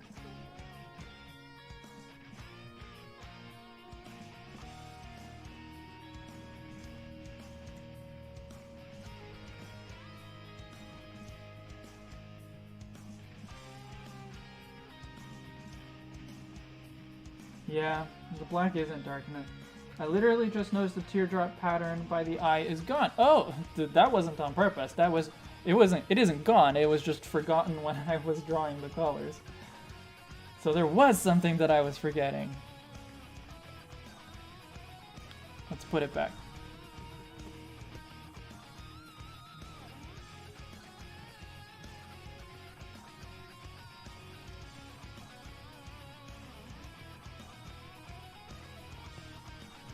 Oh, this is too big.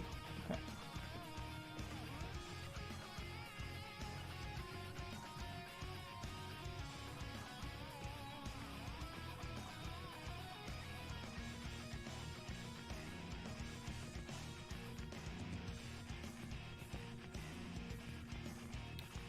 Okay, I think that's a good size.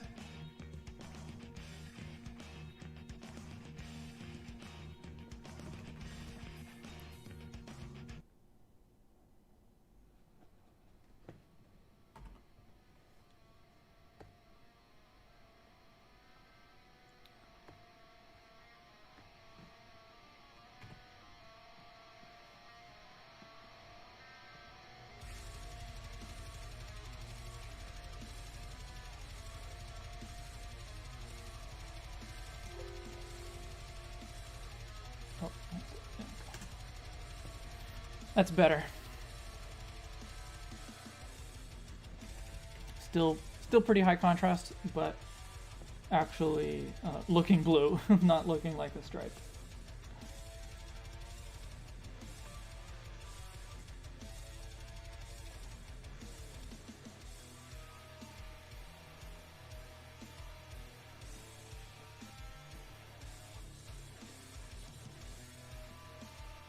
This might actually work as the shading color for the purple as well. We'll see. Not that the purple is going to need very much, but that's part of the reason it might work better. This INTELEON looks like it should be voiced by Will Smith. I will take that as a compliment. I will take that as a good thing. I don't know exactly what your feelings are about Will Smith, but I'm going to take that as a good thing.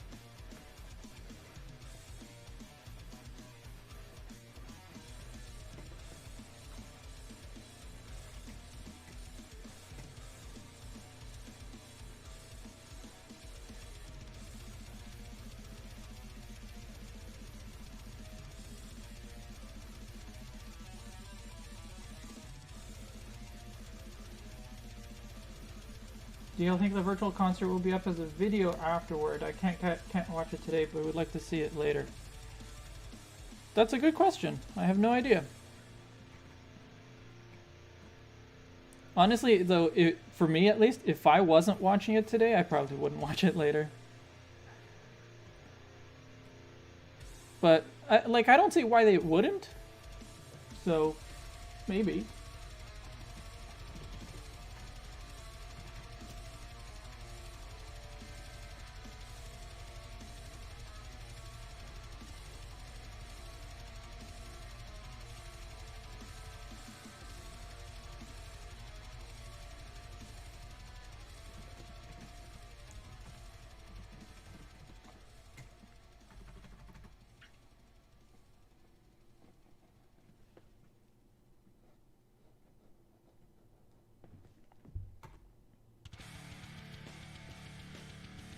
Okay, it's 3:57. I'm gonna send you all to, well, I'm gonna just paste the link to the concert in the chat, just in case you don't have it.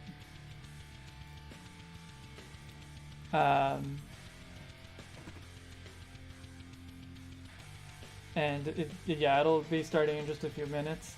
So I will...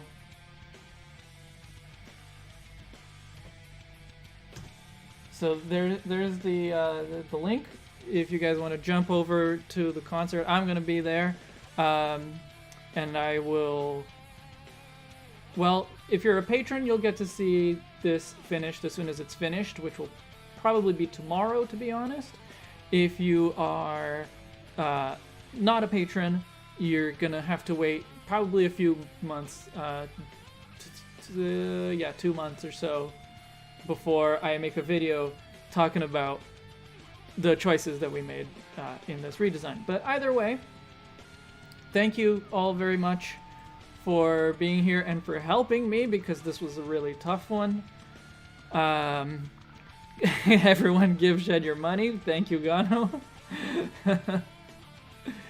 So, yeah. Oh, before we go, let's vote for the next one. Vote for the next one.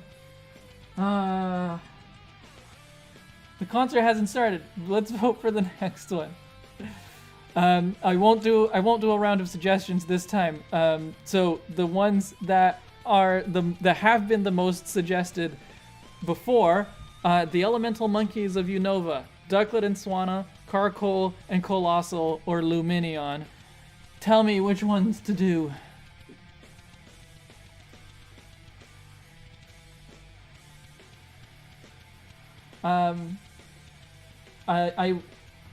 It has to be one of these four. I can add your Cinderace suggestion. I can add it to the count for later, but for now... It has to be one of these four. Shut up, me. Shut up, me. Okay, so, yeah. So, Elemental Monkeys, Ducklet and Swanna, Carcoal and Colossal, or Luminion. Elemental Monkeys, Carcoal, Monkeys. It's Carcoal again.